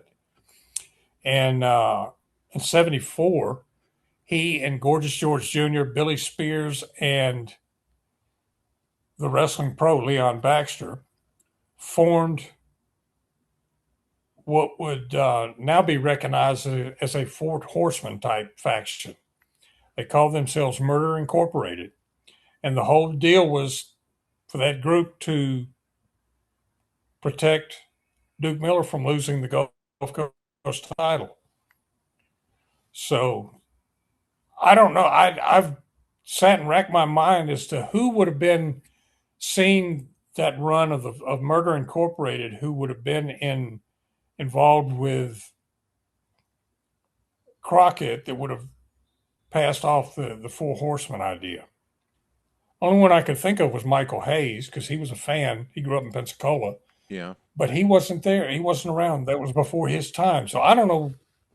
It's probably just a coincidence, but that whole thing, when that whole Four Horsemen thing started up, I'm thinking, that's just a replay of Murder Incorporated for Duke Miller. Yeah. But anyway, Duke had been, like I said, the top heel since he came in 73. And he began in 76 holding both the Alabama and Mississippi titles. He had a program with Ricky Gibson where they were swapping the Gulf Coast and Alabama titles back and forth. One would have one would have the other. And then at one point, Ricky Gibson had both. But that was before Lucas and Sullivan started, because Sullivan won it again for the second time of the year. He beat Ricky Gibson for it, and then he went into the program with Lucas. But Miller was one of those guys that when I first saw him, again, I was familiar with him because somewhere as a kid I read a magazine in The Wrestler or a Wrestling Review or something about it. Had to have been The Wrestler because it was such a phony story. It had to have been one of those made-up ones that the Western magazines always did, where he was in Omaha at the time, that he had magic boots, and nobody could beat him because he had magic boots. And they were red, white, and blue flag boots, and he wore those when he came to Mobile. But so I was familiar with him, but he was a babyface out there. But he was such a good heel and was such a great talker. I kept and as I got older and started researching the territory again as I got older, I wondered why he never got over anywhere else. Mm-hmm. I know he got a bit of a push in the late 60s in Louisiana, teaming with Jim Osborne. But, I mean, he was a heat magnet. Wow. And why he never got over anywhere else. But, he got over there. But he left in April after being there for, almost 3 years. And he went to work for Goulas for a few months. And then he wound up in Tampa in November. He started in Tampa in November and was there 3 weeks and got killed in a car accident. Everybody that I've ever talked to that actually saw him just rave about him. But I just don't think that many people, that many people didn't see him, That's the price we pay for nobody thinking ahead to, of course, every territory recycled their television tapes. Yeah. So there's not very much footage of, a lot of guys like this. I would give anything for there to be video of Rip and Eddie as a tag team, because they were our version. They were the Gulf Coast version of the Anderson brothers. Mm-hmm. They were technical wrestling heels that, got heat just for being so good. And that's my favorite tag. That's my favorite tag team of heels are the ones that can wrestle. But they're rough. Yes. They're rough. And Rip and Eddie could both grip. And Eddie, if the crowd had kind of lulled down on him, he'd do the Baron Cicluna gimmick and reach in his tights like he had something in his tights. He never had anything in his tights, but it set the crowd on fire. Yeah. But yeah, so and I know you posted a thing. I read one of your things that you did a thing on Jerry Miller. Yeah, And I you wrote. posted a I little wrote. blurb that was in the newspaper about him getting killed. But I looked all through Florida newspapers, and I couldn't find that. Yeah, it was in St. Augustine's So, paper. It was the only one I could find of any details of his death at all. I couldn't find an obit or anything, but there was that little piece there that I cut out of the paper and put in that article. And I remember it was I'll from have to this. look. I'll have to look again It was from the St. Augustine, Florida because paper. if I'm not mistaken,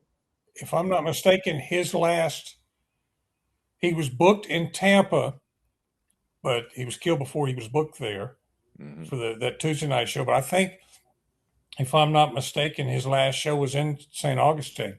So I guess he was headed home. But it was unusual for him. I guess he was in only one in the car, which was unusual because when he was in Mobile, his entire time in Mobile, he owned a Winnebago and he lived in a trailer park. So, one of the boys would come pick him up and drop him off and all that. So he, but yeah, he lived in a Winnebago, and he had two lived with two what's the white dog Malamutes, not Malamutes. That is one. Malamute. Okay, then yeah, it was two Alaska Malamutes he had. That's what he had, and everybody that I've ever talked to about Jerry Miller talked about what a nice guy he was, just an absolute gentleman.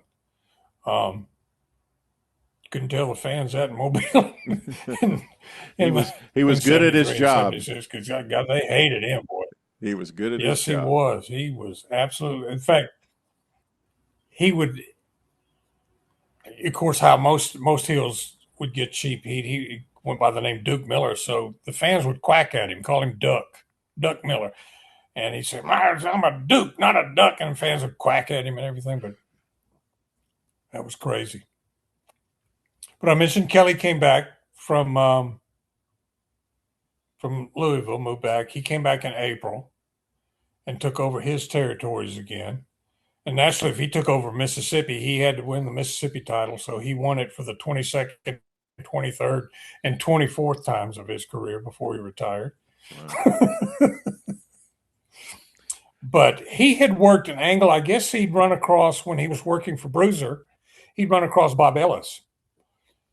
So he had called Bob Ellis and wanted to bring Bob Ellis in to work an angle where they could be tag team partners. He would say, before he got in wrestling, that Bob Ellis was his hero, and he'd seen him wrestling in Louisville and all this stuff, but he wanted to bring him in. So he called Ellis, asked Ellis to come in, explained the whole program to him, and Ellis said, "No, I'm not going to do it." He said, "If I come in, I'm going to be a heel." He said, "I've shaved my head, I'm bald now, and I'm working as a heel."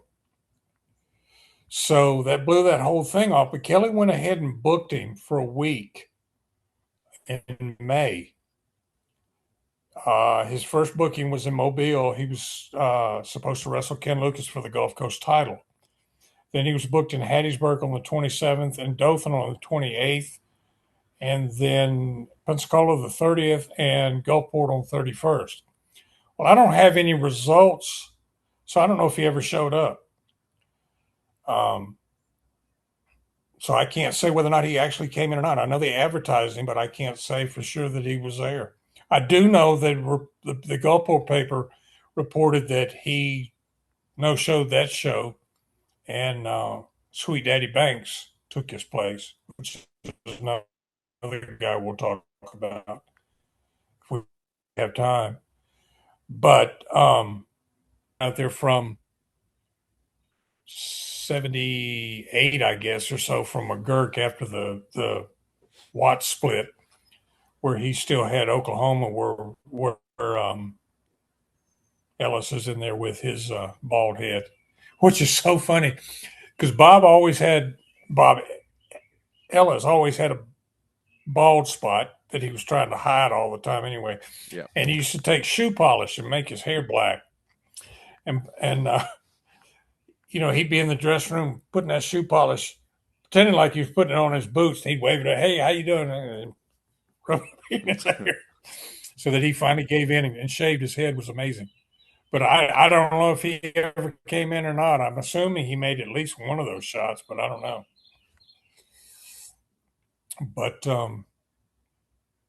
But like I said, Sweet Daddy Banks took his place. And for those who are not familiar with the name Sweet Daddy Banks, most people know Sweet Daddy Siki, of course.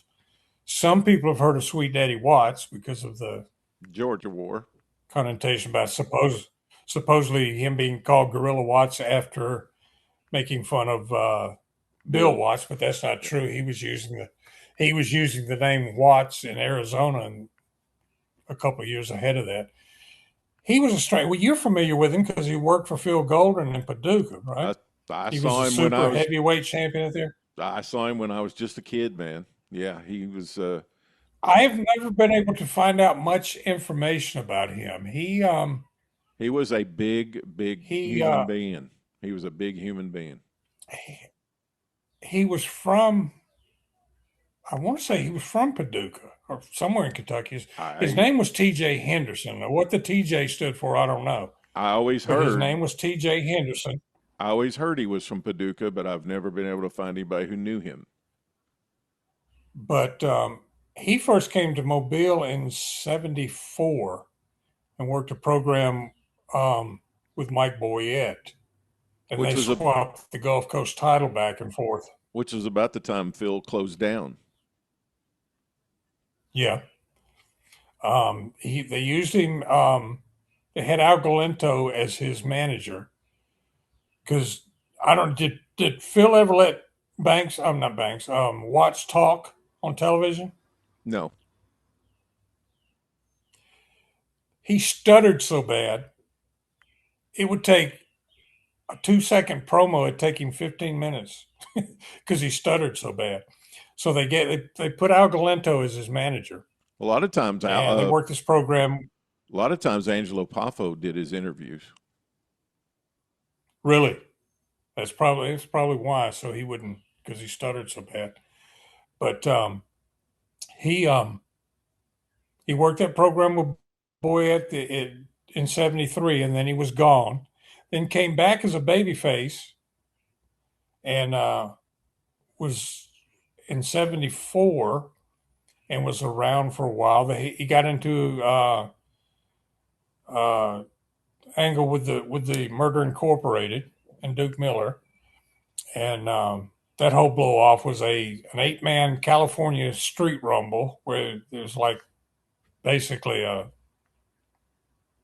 street fight, Southern street fight, or whatever they call them in different territories, where everybody was dressed in street clothes. And it was Bob Kelly, Tony Gonzalez, the medic, without the mask, Mike Boyette, and Sweet Daddy Watts against Murder Incorporated. And then he left again. And then, oddly, he showed up in '75 as the Butcher. Shaved head, white cut-off jeans. They were trying to pass him off as Abdullah the Butcher. Mm. That lasted about 4 weeks, and then he was gone again. So, but anyway, back to Levi Banks. Levi is one of my dearest friends in the world, I'm proud to say. But Levi never really worked anywhere, a regular NWA town. He worked a lot of independents in the Carolinas and in Georgia. He'd been down to did a couple of matches in Pensacola in '74. But he was just Levi Banks, dark hair, dark beard. But when he came back with the Sweet Daddy gimmick, he took Duke Miller's place as a heat machine. White hair, white beard, sequin gloves long before Michael Jackson ever thought about it, white capes. And luckily, even though the quality is not good, there is videotape out there of Levi from those house shows in Mobile. and luckily a couple of interviews with him. Levi could talk, but that white hair, all the fans used to call him Uncle Remus. He'd come out of the ring and everybody started hollering, Uncle Remus, Uncle Remus. But he got in, he was a heat magnet. But Kelly gave him a push right away. I mean, he held the Gulf Coast title and Mississippi title for 6-8 weeks, during that time. And what name did he work under, Michael? What name? Sweet Daddy Banks. Yeah. Okay, that's what I thought. I was just looking for the video real quick. His name is Levi Banks. That's his real name. He was just Sweet Daddy Banks, and he claimed he was from Minneapolis, Minnesota. So, but Levi was also the cause of Selma being closed down and wrestling being banned from there for quite a spell. And what happened was he was working with Burrhead Jones in Selma, and here's some video of Sweet Daddy Banks. Burrhead. Here's some video of Sweet Daddy Banks and Dick Dunn as a tag team. Yeah, that's Dothan. That was after Levi turned babyface, and notice, if you watch that match, notice who does the job. Dick Dunn was one of Rocky McGuire's closest friends, and Rocky hated Levi for whatever reason. I don't know why. Levi is the sweetest, as he used to say, Sweet Daddy. I'm sweeter than 25 pounds of Dixie Crystal sugar. And he is. He's a wonderful human being. But Rocky did not like him. Rocky, whatever push Kelly was doing with him, Rocky killed when he came to Dothan. That's why he does the job on TV. They're working the Ravens Raiders in that match, right? Yes, and Sweet Daddy's wearing like a single strap singlet, like a blue. I'm the Tarzan singlet. Yeah. I'm gonna watch this when we get finished. Find the one he did. He did that one. The best thing they did with him, they had him beat like 5 or 6 guys in Mobile one night, and 4 of those matches are on video. You can watch them on YouTube. But they're working a gimmick to kick off the thing with him and Lucas. He beat his regular opponent. Then he wanted a match with somebody else. They brought out somebody else. He beat them. Then he wanted a match with Ken Lucas because Lucas was the champion at that time. He said, I want Ken Lucas. Brought Lucas out there. He jumped Lucas from behind, suplexed him, pinned him. They carried Lucas out of the ring. That's back in the days when a finishing hold was a finishing hold. Suplex was a finishing hold. And you couldn't get up from it. And guys, I will put these Sweet Daddy Banks videos in our 1976 playlist on the Pro Wrestling Time Tunnel YouTube channel, so you guys can easily. Yeah, please do. That would be great. You guys can find them really easily. But then anyway, so they hauled Lucas out of the ring. Then Lucas's match is supposed to start, his regular scheduled match. His opponent's in the ring. Lucas can't come back out. So Levi says, I'll beat him. I'll go wrestle him. So he jumps in there and he beats this guy. So that put him over big time. I love those kind of angles where the guy comes in. But see if you can find find those matches, because there's in between each match, they're interviewing Levi. Okay. And he could talk. Man. Those fans hated him so bad. But anyway, back to what I was telling you about Selma. Yeah. He's working Burrhead Jones. And Burrhead had a bad habit of getting heat on his opponent in the wrong kind of way. You'd lock up with Burrhead, especially if it was a majority black crowd, which Selma always was. Burrhead would lock up with you, and then he'd push you away and hold his hands up and say, "What'd you call me?" Oh, no. and that would set the crowd up. Well, he couldn't do it with Levi because Levi was also black. Right. But anyway, they were working around, and Levi got heat, and somebody at ringside threw a chair in the ring. Well, Levi picked the chair up, and he said, biggest mistake of my life. He said, I threw it back out on the floor, but he said, I purposefully aimed at the guy's feet, not to hit him, just to get near his feet. He said, when he did that, it started raining chairs. He said that everybody at ringside started throwing their chairs around. They had to get him in the ring, or get him out of the ring, get him into the dressing room. He in Selma, the longtime chief of police there was a guy by the name of I can't remember his name, Captain something or other. He was like 100 years old. Typical old Southern, chief of police, sheriff, whatever, but they were going to try to arrest Levi for starting this riot.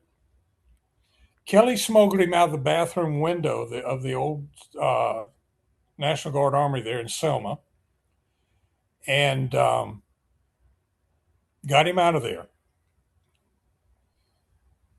And there's a coda to this story. But anyway, they told Lee he couldn't run. They were not going to allow Selma to run anymore.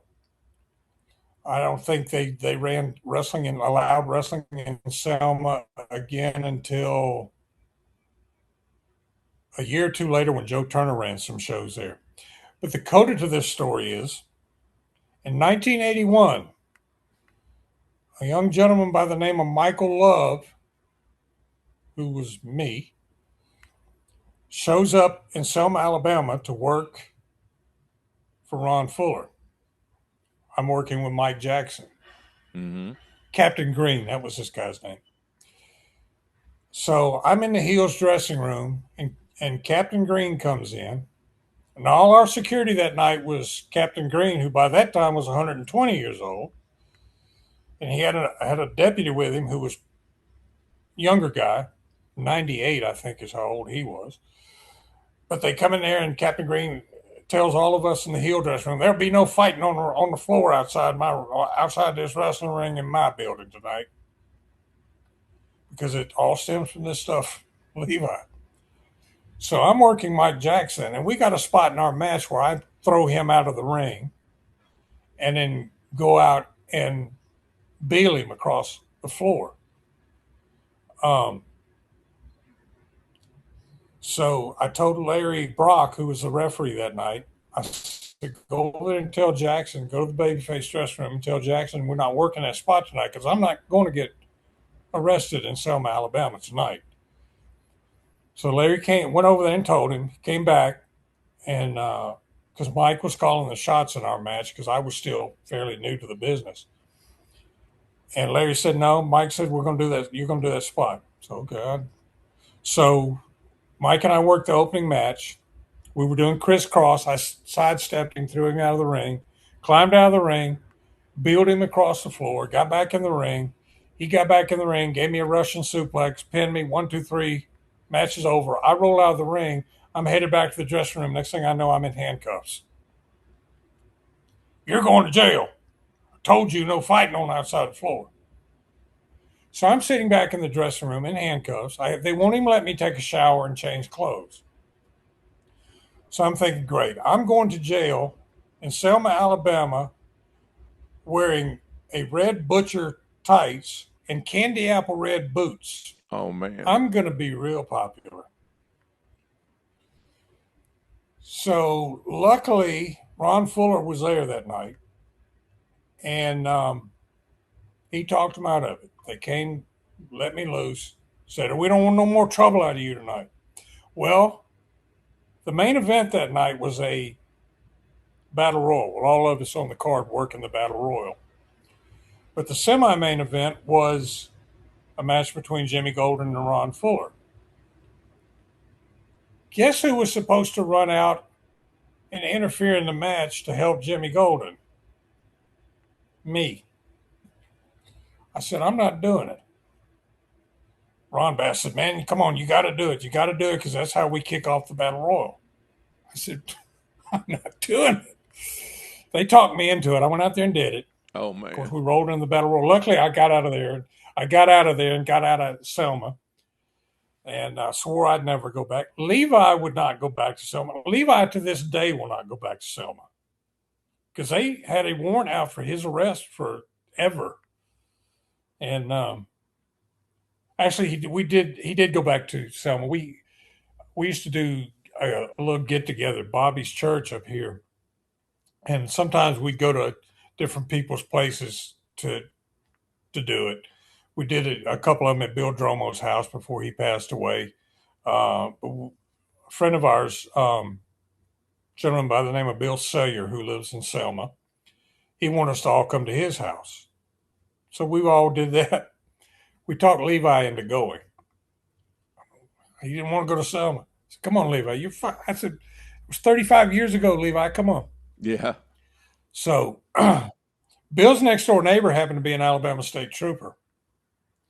We were going to work a rib up to have him in uniform come to the door, knock on the Bill's door and say, is there a Levi Banks in here? Oh, my gosh. You guys didn't do it, did you? But the guy didn't do it. So yeah, you guys didn't do it. Levi got off. No, we weren't able to do it. So, but anyway. Poor Levi. And then another thing that kind of spelled the beginning of the end for that territory happened in mid-July. Ken Lucas left. Ken Lucas left now Ken had been in it. He would go, he'd go work Tennessee for, a few weeks. He'd go down to Louisiana and work for a couple of weeks. But he first came in 1964 until 1976. He was pretty much a mainstay in the Mobile territory. Now he would go back and work in Arizona and work in Amarillo and in the Southwest periodically. The longest time he spent out of the territory, he spent all of 1968 and 2 or 3 months of 1969 up working for Goulas. That's when he and Dennis Hall had the big feud with Dick Dunn and Don Carson up there. Dick Dunn was the Red Shadow. But he left in July and went to Tampa. And was gone the rest of the year, basically, except for a very brief period in November. And I watched your program with Howard Baum, and I know you guys are going to do another one on 76. I'm anxious to see what he says about Ken and how Ken got over down there. He got a pretty decent push. They put the tag belts on he and Mike Graham, but he worked a lot of tag team matches. Teamed with Ray Candy a lot, working with like the Missouri Mauler and Ray Stevens. Did that a lot. Worked a lot of matches with Mauler. So I'm just anxious to see how well he got over. But he was he came back in November and started back in November. He was back for the first time on November 23rd to face Terry Funk for the NWA title. Well, on the undercard of that, the semifinal match was supposed to be Don Carson, who by that time was the Gulf Coast champion. And Don had been out of the territory for several years at that point. But Don was always had been a babyface for most of the 70s, or his time in the 70s in Mobile, because he made his home he had a home in Pensacola.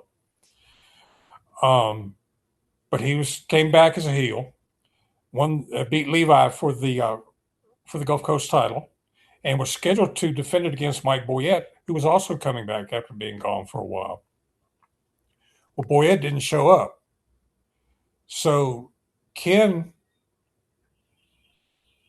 worked the match against Carson, won the Gulf Coast title, went to the dressing room, came back out, worked 45 minutes with Terry Funk. What a gang. And then was gone. Then he wrestled in Hattiesburg on the 24th, in Panama City on the 25th, and then Dothan on the 26th, and New Brooklyn on the 27th, and then went to Nashville. He was still the Gulf Coast champion when he left, but he came back and worked on December 3rd in Ozark and dropped the belt to the Wrestling Pro.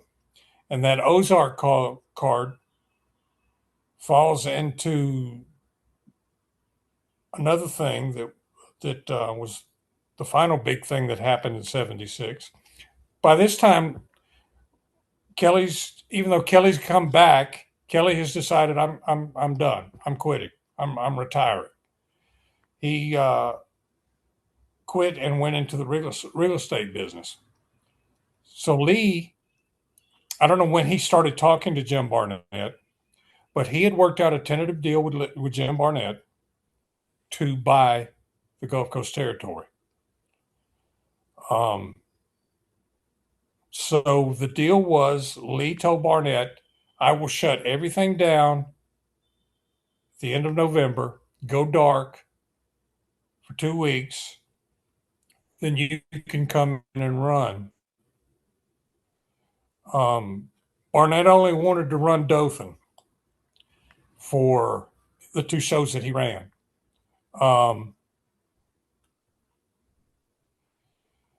And he, because he was drawing talent out of Florida, which he owned a part of, and Georgia, which he owned the most of. So he was drawing from both places. So he wanted to see, before he bought the territory, how well he thought his product would get over. And another reason he chose Dothan was Dothan could get Albany, Georgia's TV. So they were familiar with a lot of the Georgia guys. And I told you Rocky had a working relationship with Fred Ward, so he would bring in a lot of Georgia guys. But here are the 2 cards he ran. On Friday night, December 18th,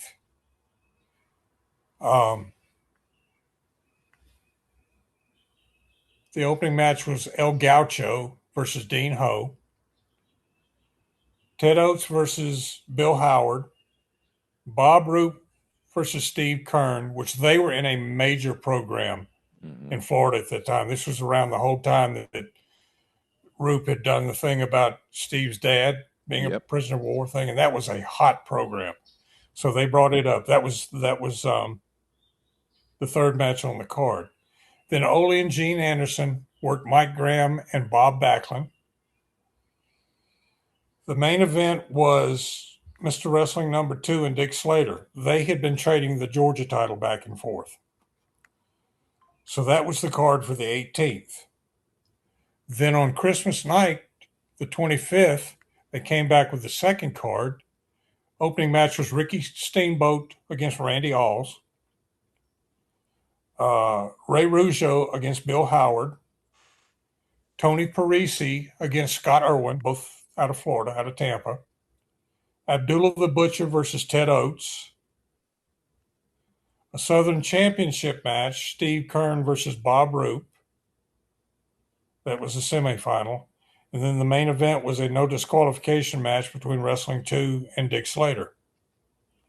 Now, why I mentioned that Ozark card. Lee did not know Rocky ran this card.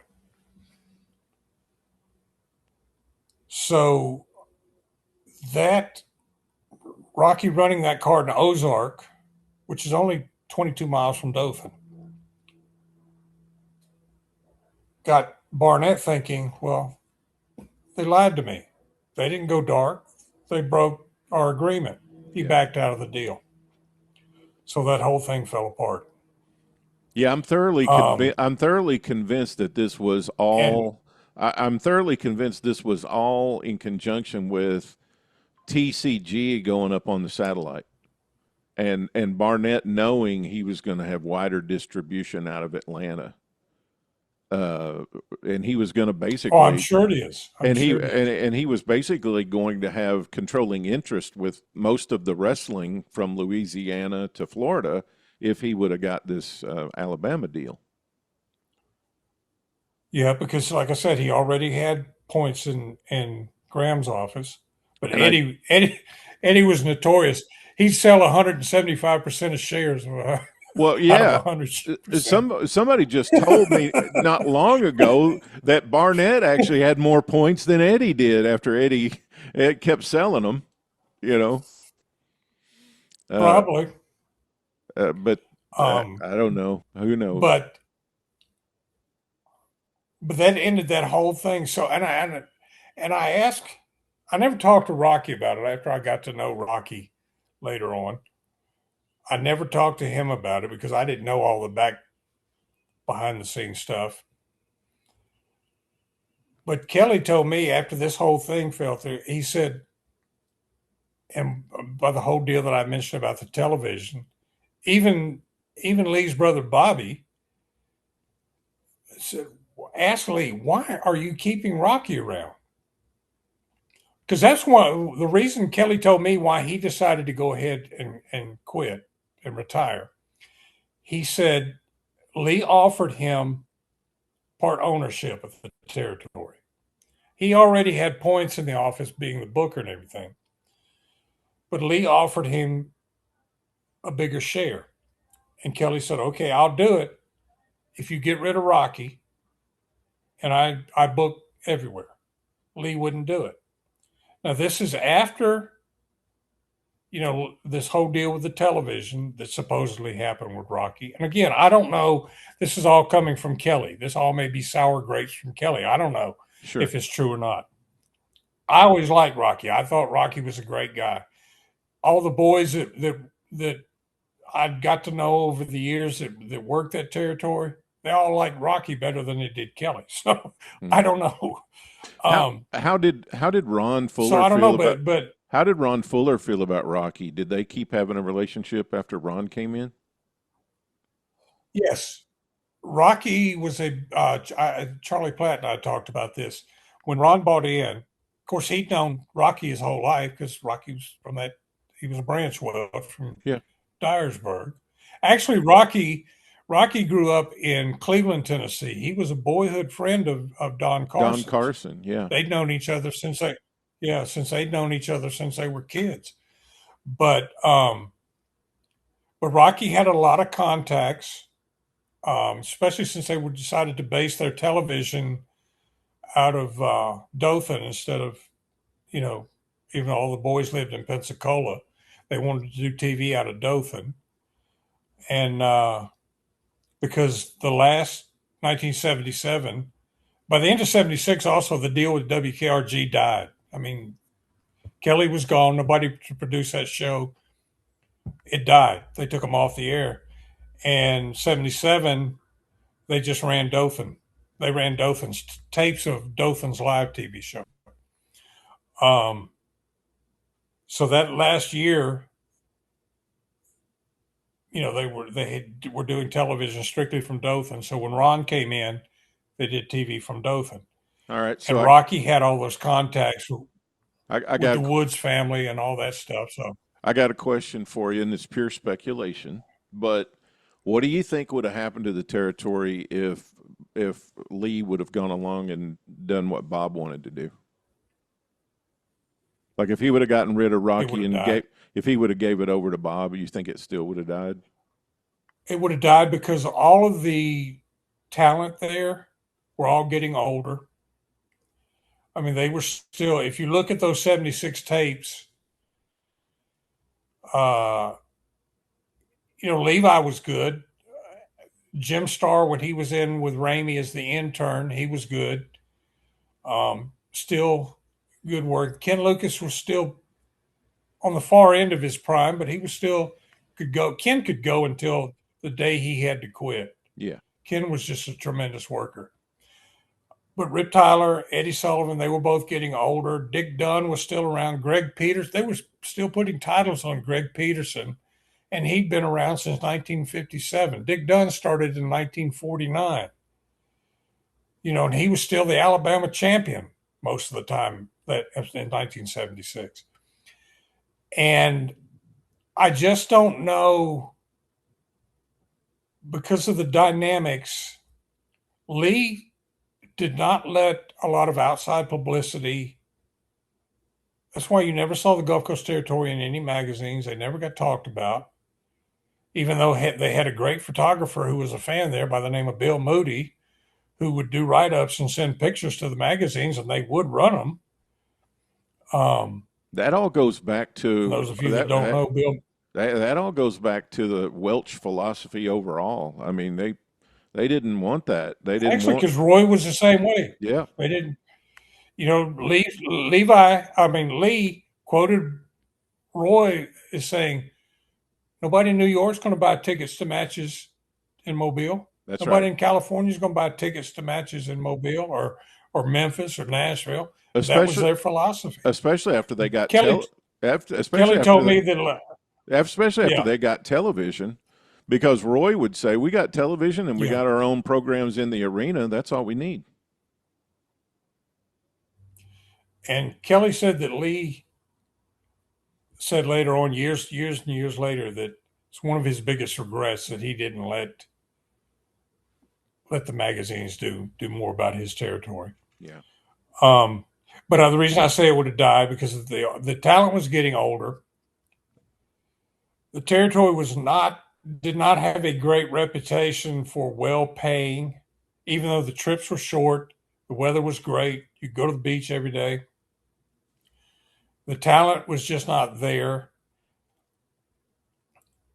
And the growing of Atlanta TV, you compare Atlanta's television show to, the TV show in Dothan, there's no comparison. Charlie Platt, as much as I love Charlie Platt, John Gauze, Al Roberts, they were not Gordon Soley. And guys in the business say, well, I can go work in Georgia and be seen all over the place. I can go to Tampa and still have fairly short trips, wonderful weather. I can go to Nashville, and then the trips are god awful and he doesn't pay, but I can go to Nashville. Why would I go to Mobile? Because Mobile was not a well-known territory. I still think it would have died. It might have lingered 1 or 2 more years, but by that time, it would have been died. I just, Kelly talked about, had he stayed on, he would have tried and got people like Buzz Sawyer and all that. I said, Bob, if you thought Mike Boyette smoking dope between the trips between Pensacola and Mobile was a problem, you couldn't have handled Buzz Sawyer. I saw Buzz Sawyer up close. Yeah. He was so skied out of his mind on cocaine, you'd have never been able to control him. Plus, he no-showed half the time. The business was just changing. It was. And that whole philosophy that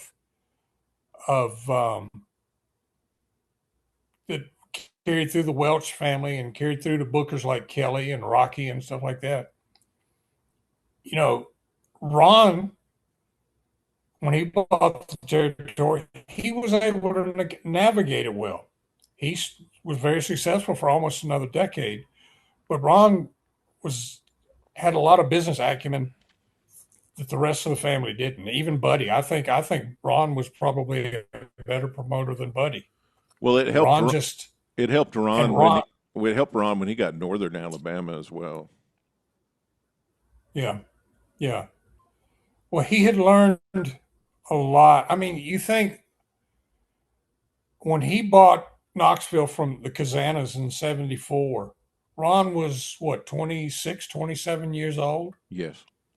He'd already been running West Palm Beach for Eddie Graham and his dad.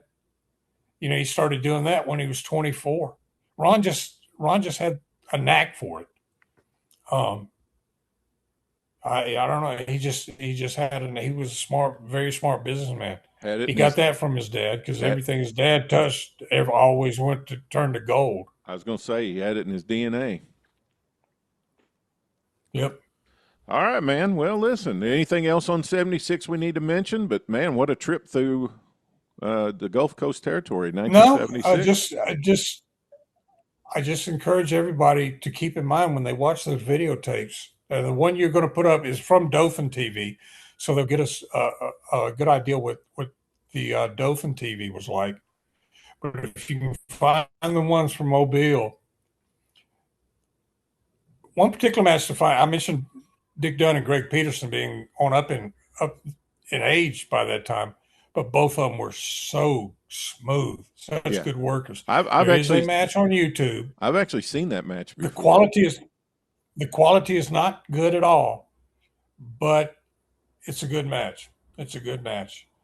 And just keep in mind when you watch those Mobile tapes that the quality is not good. That's not indicative of what the territory was like in its heyday.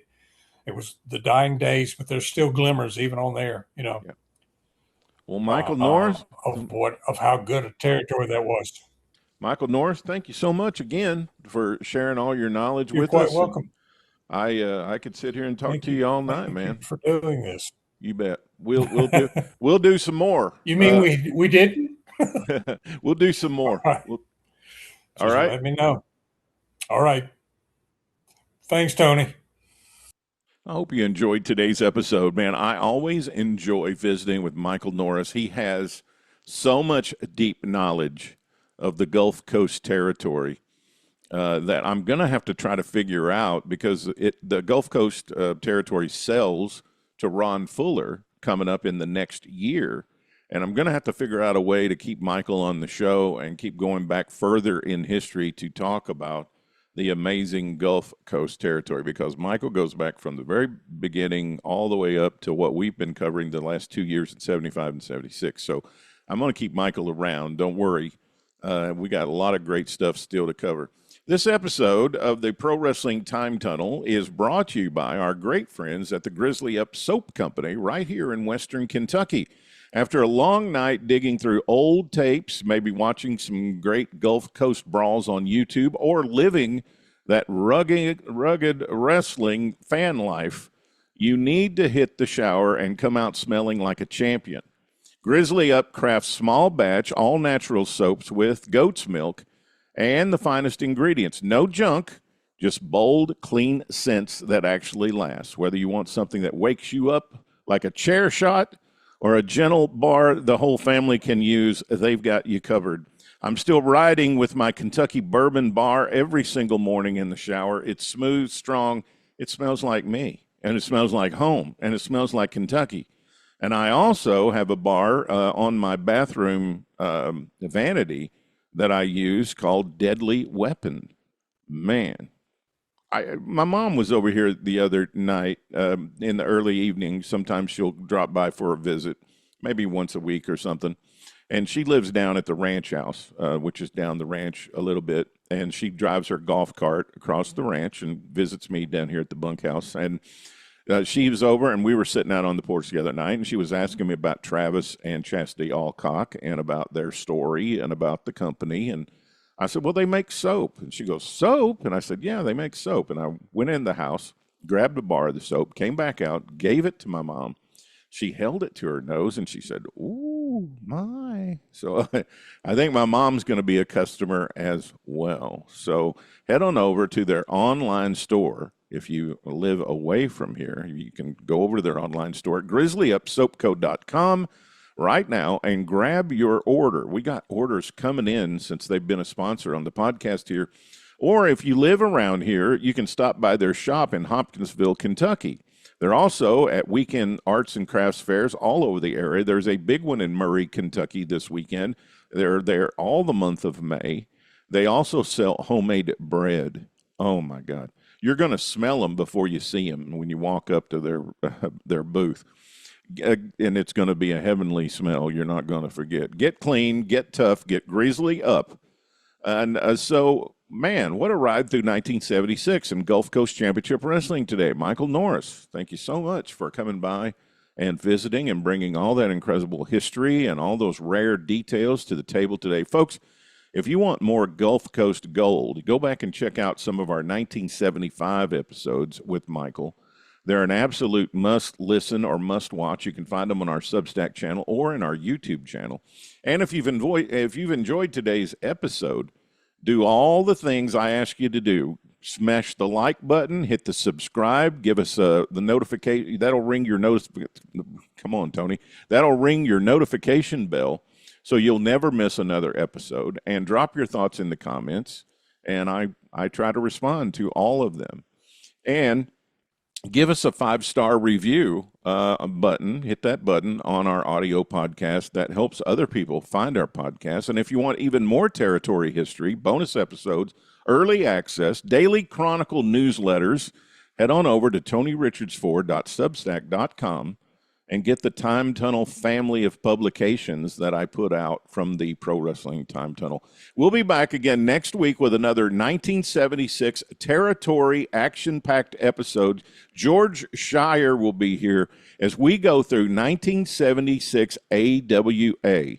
Until then, this is Tony Richards saying thank you so much for tunneling through wrestling history with me. Keep it classic. Keep supporting the territory era. And don't forget, if you want better neighbors, be a better neighbor. I'm Tony saying so long from the Bluegrass State.